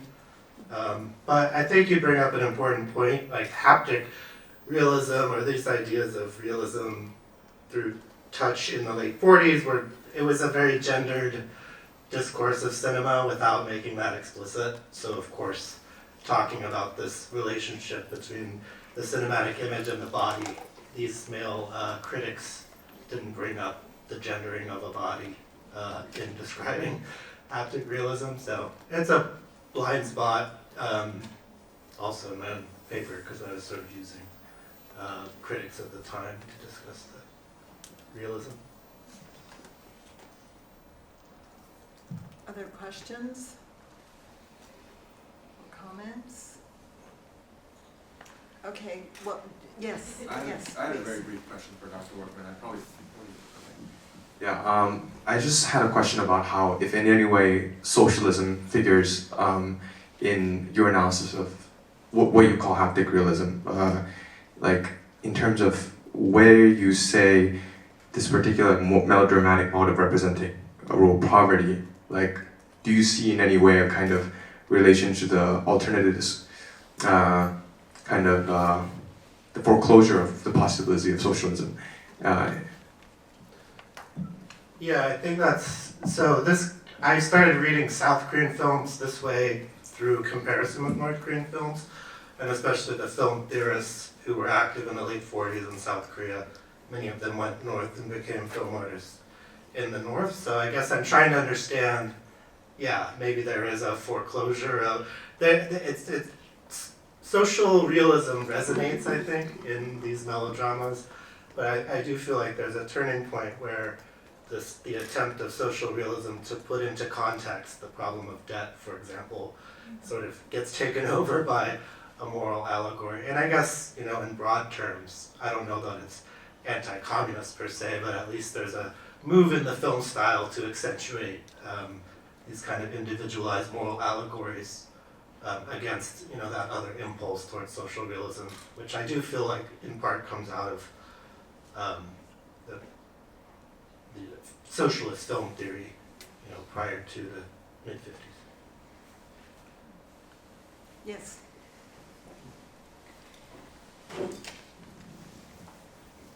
Thank you for the great presentation. I have a question for Professor Klein.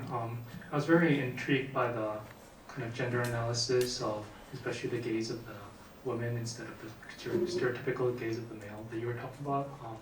But you know, a lot of the focus on, I think, Korean cinema studies has been like on the plurality and the complexity of the kind of the subversion of social norms that were possible in the 1950s. But I do wonder, you know, as a historian, about this particular age of 1960s, and especially 1961, when, you know, other films like Wobotan was able to really explicate a kind of a different kind of heterogeneity, right? And I wonder if you have some insight on the case of Han Young-mo in 1961, because I think the one that Professor Workman mentioned is also 1961, if I'm not correct, if I'm not wrong, right? And then I just remembered from your talk, you also kind of talked about the female narrative, right, that was coming out. So I do kind of wonder about the gender dynamics that are at play in 1961 or in the 1960s by Han Young-mo. I think that, you know, that film is my least favorite Han Young-mo film, and I think I don't even mention it in the book, frankly, because that's how much I don't like it. And I think it is a kind of, he's trying to do a kind of looking at the lower class, lower middle class, looking at their struggles, trying to be a little more realist. It's kind of not his thing. So I feel like it's a little bit, that's a sort of a sign of the sort of the changing political winds. And, you know, that was one of his, you know, last films. And I think it's like somehow I imagine is he's saying like, you know, my time is over and I'm going to try this, and it's just not. He made several films after that, but I think it's not, marks a real shift in his, the kind of style and topic and characters and everything. Yes, you, and then, yeah. I'd like to thank Virginia for your talk. That was a beautiful gift, I think, not only for every woman who is Korean, but every woman who is Asian in the climate that we're living in now. I think it is just ever important that we own our everything. And thank you for giving us that end note today, and I'm so glad this is being recorded, so thank you. It was beautiful. Hi, I have a question for Dr. Moon as well. I'm curious as to like who were the models for Norano's designs, and if they had any like effect for the perceptions of beauty in the Korean society. Thank you. I find that when talking about Norano, every question is an original one in the sense that, well, let's find out. And I welcome that sort of thing.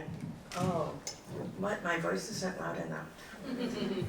I welcome I welcome that sort of thing. So I don't know how to answer your question, but I do get the impression in looking at this and my conversations with her that everyone involved was realizing that they were making and saying something, right? A growing consciousness of this is going to be something.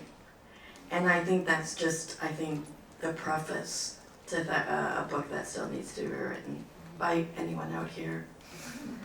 Thank you.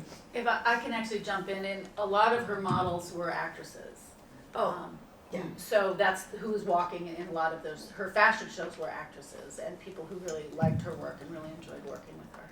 Yes, the actresses that I did feature, they kind of provided that impetus out there, presence. But when I heard your question, I was also thinking that you were asking just in general people who are more modeling for her. But both, I think. Other questions? How are we doing with time? 5 minutes? Okay, so I'm going to ask Kyung Hyun. I was fascinated by the end of your talk and about what's happening now, what's happening in the age of streaming, and are there distinct cultural inflections around verticality and uses of space, or are they being eradicated in the age of streaming? And then I was wondering if there's any connection, right, or we can think through that question in terms of your thinking about hegemonic mimicry. Yeah, I mean, there's always Squid Game, right?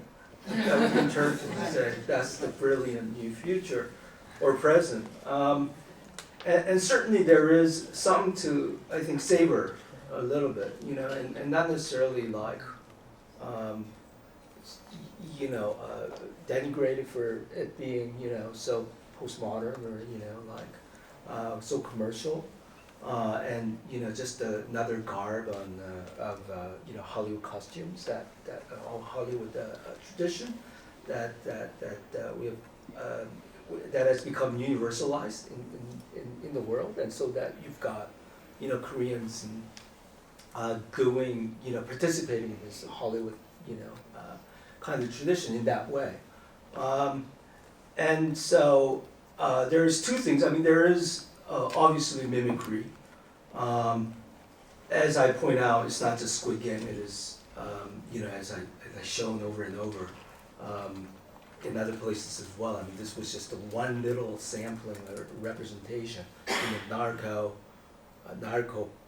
saints, doing pretty much a lot of the shots and a lot of the landscape, pretty much doing the same thing that Narcos did, 5 years ago, and this is by one of the most revered, top, Korean filmmakers right now.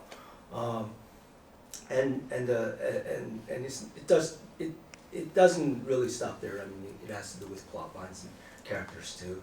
Trying to bank on what is acceptable and universal as far as Netflix culture is concerned. So one snickering way is to think about the mimicry, but another way is listen. There's there is a lot in the ways in which it creates these pores and it creates these fissures and ruptures. Even when you're doing, when you're mimicking something that is actually really, really powerful and hegemonic as the American and Hollywood has done over the years. And should we let go only because it's, just another form of, again, Xerox and copy and pastiche of things. So, my book and my understanding of present day culture and the circulation of culture is definitely like segueing between the two. It yields no easy answer. Even when we know Korean cultural content is right now the thing, it doesn't stop at Netflix or Squid Game. It just expands and reproduces and replicates itself, all over the media. Thank you. So one final question, could Christina and Virginia talk about The New Woman and The Après Girl and what possible relationships there are between them?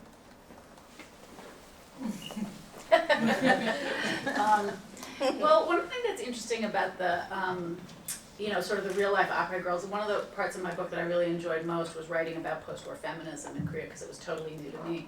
So one of the things that's really interesting is that Helen Kim, who's the president of IWA, and Lee Tae-young, the first Korean female lawyer, were both new women in the colonial era.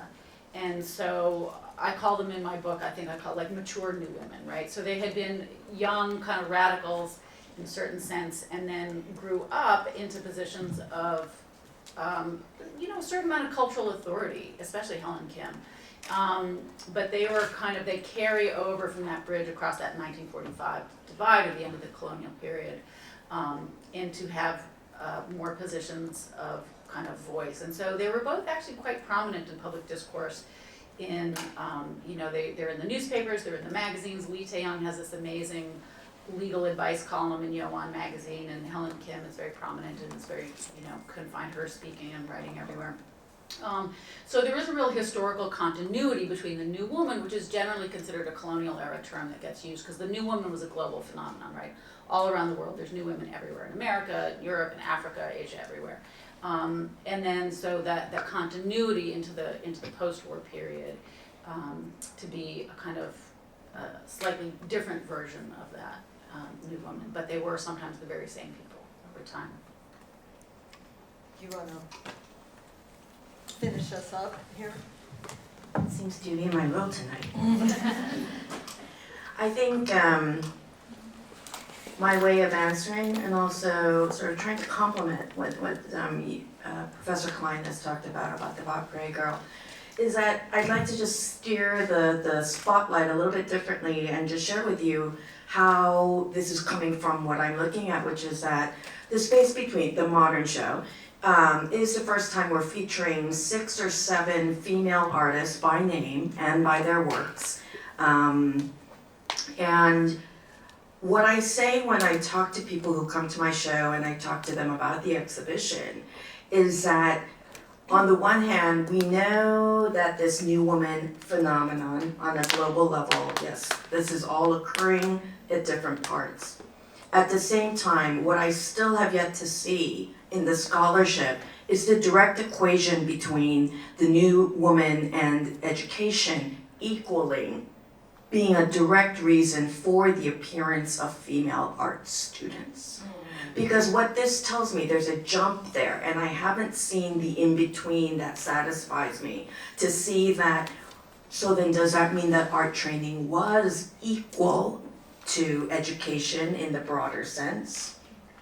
Or was art training something that was viewed in any way differently?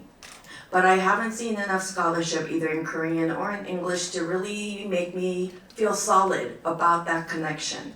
And that's also why the Shinyazong section, while it's relatively small, relatively, compared to the other sections, I still felt it was an important place to open that window so that other people who would be interested could take that on, or that we could actually just add and have a continuing discussion. So thank you for raising the question.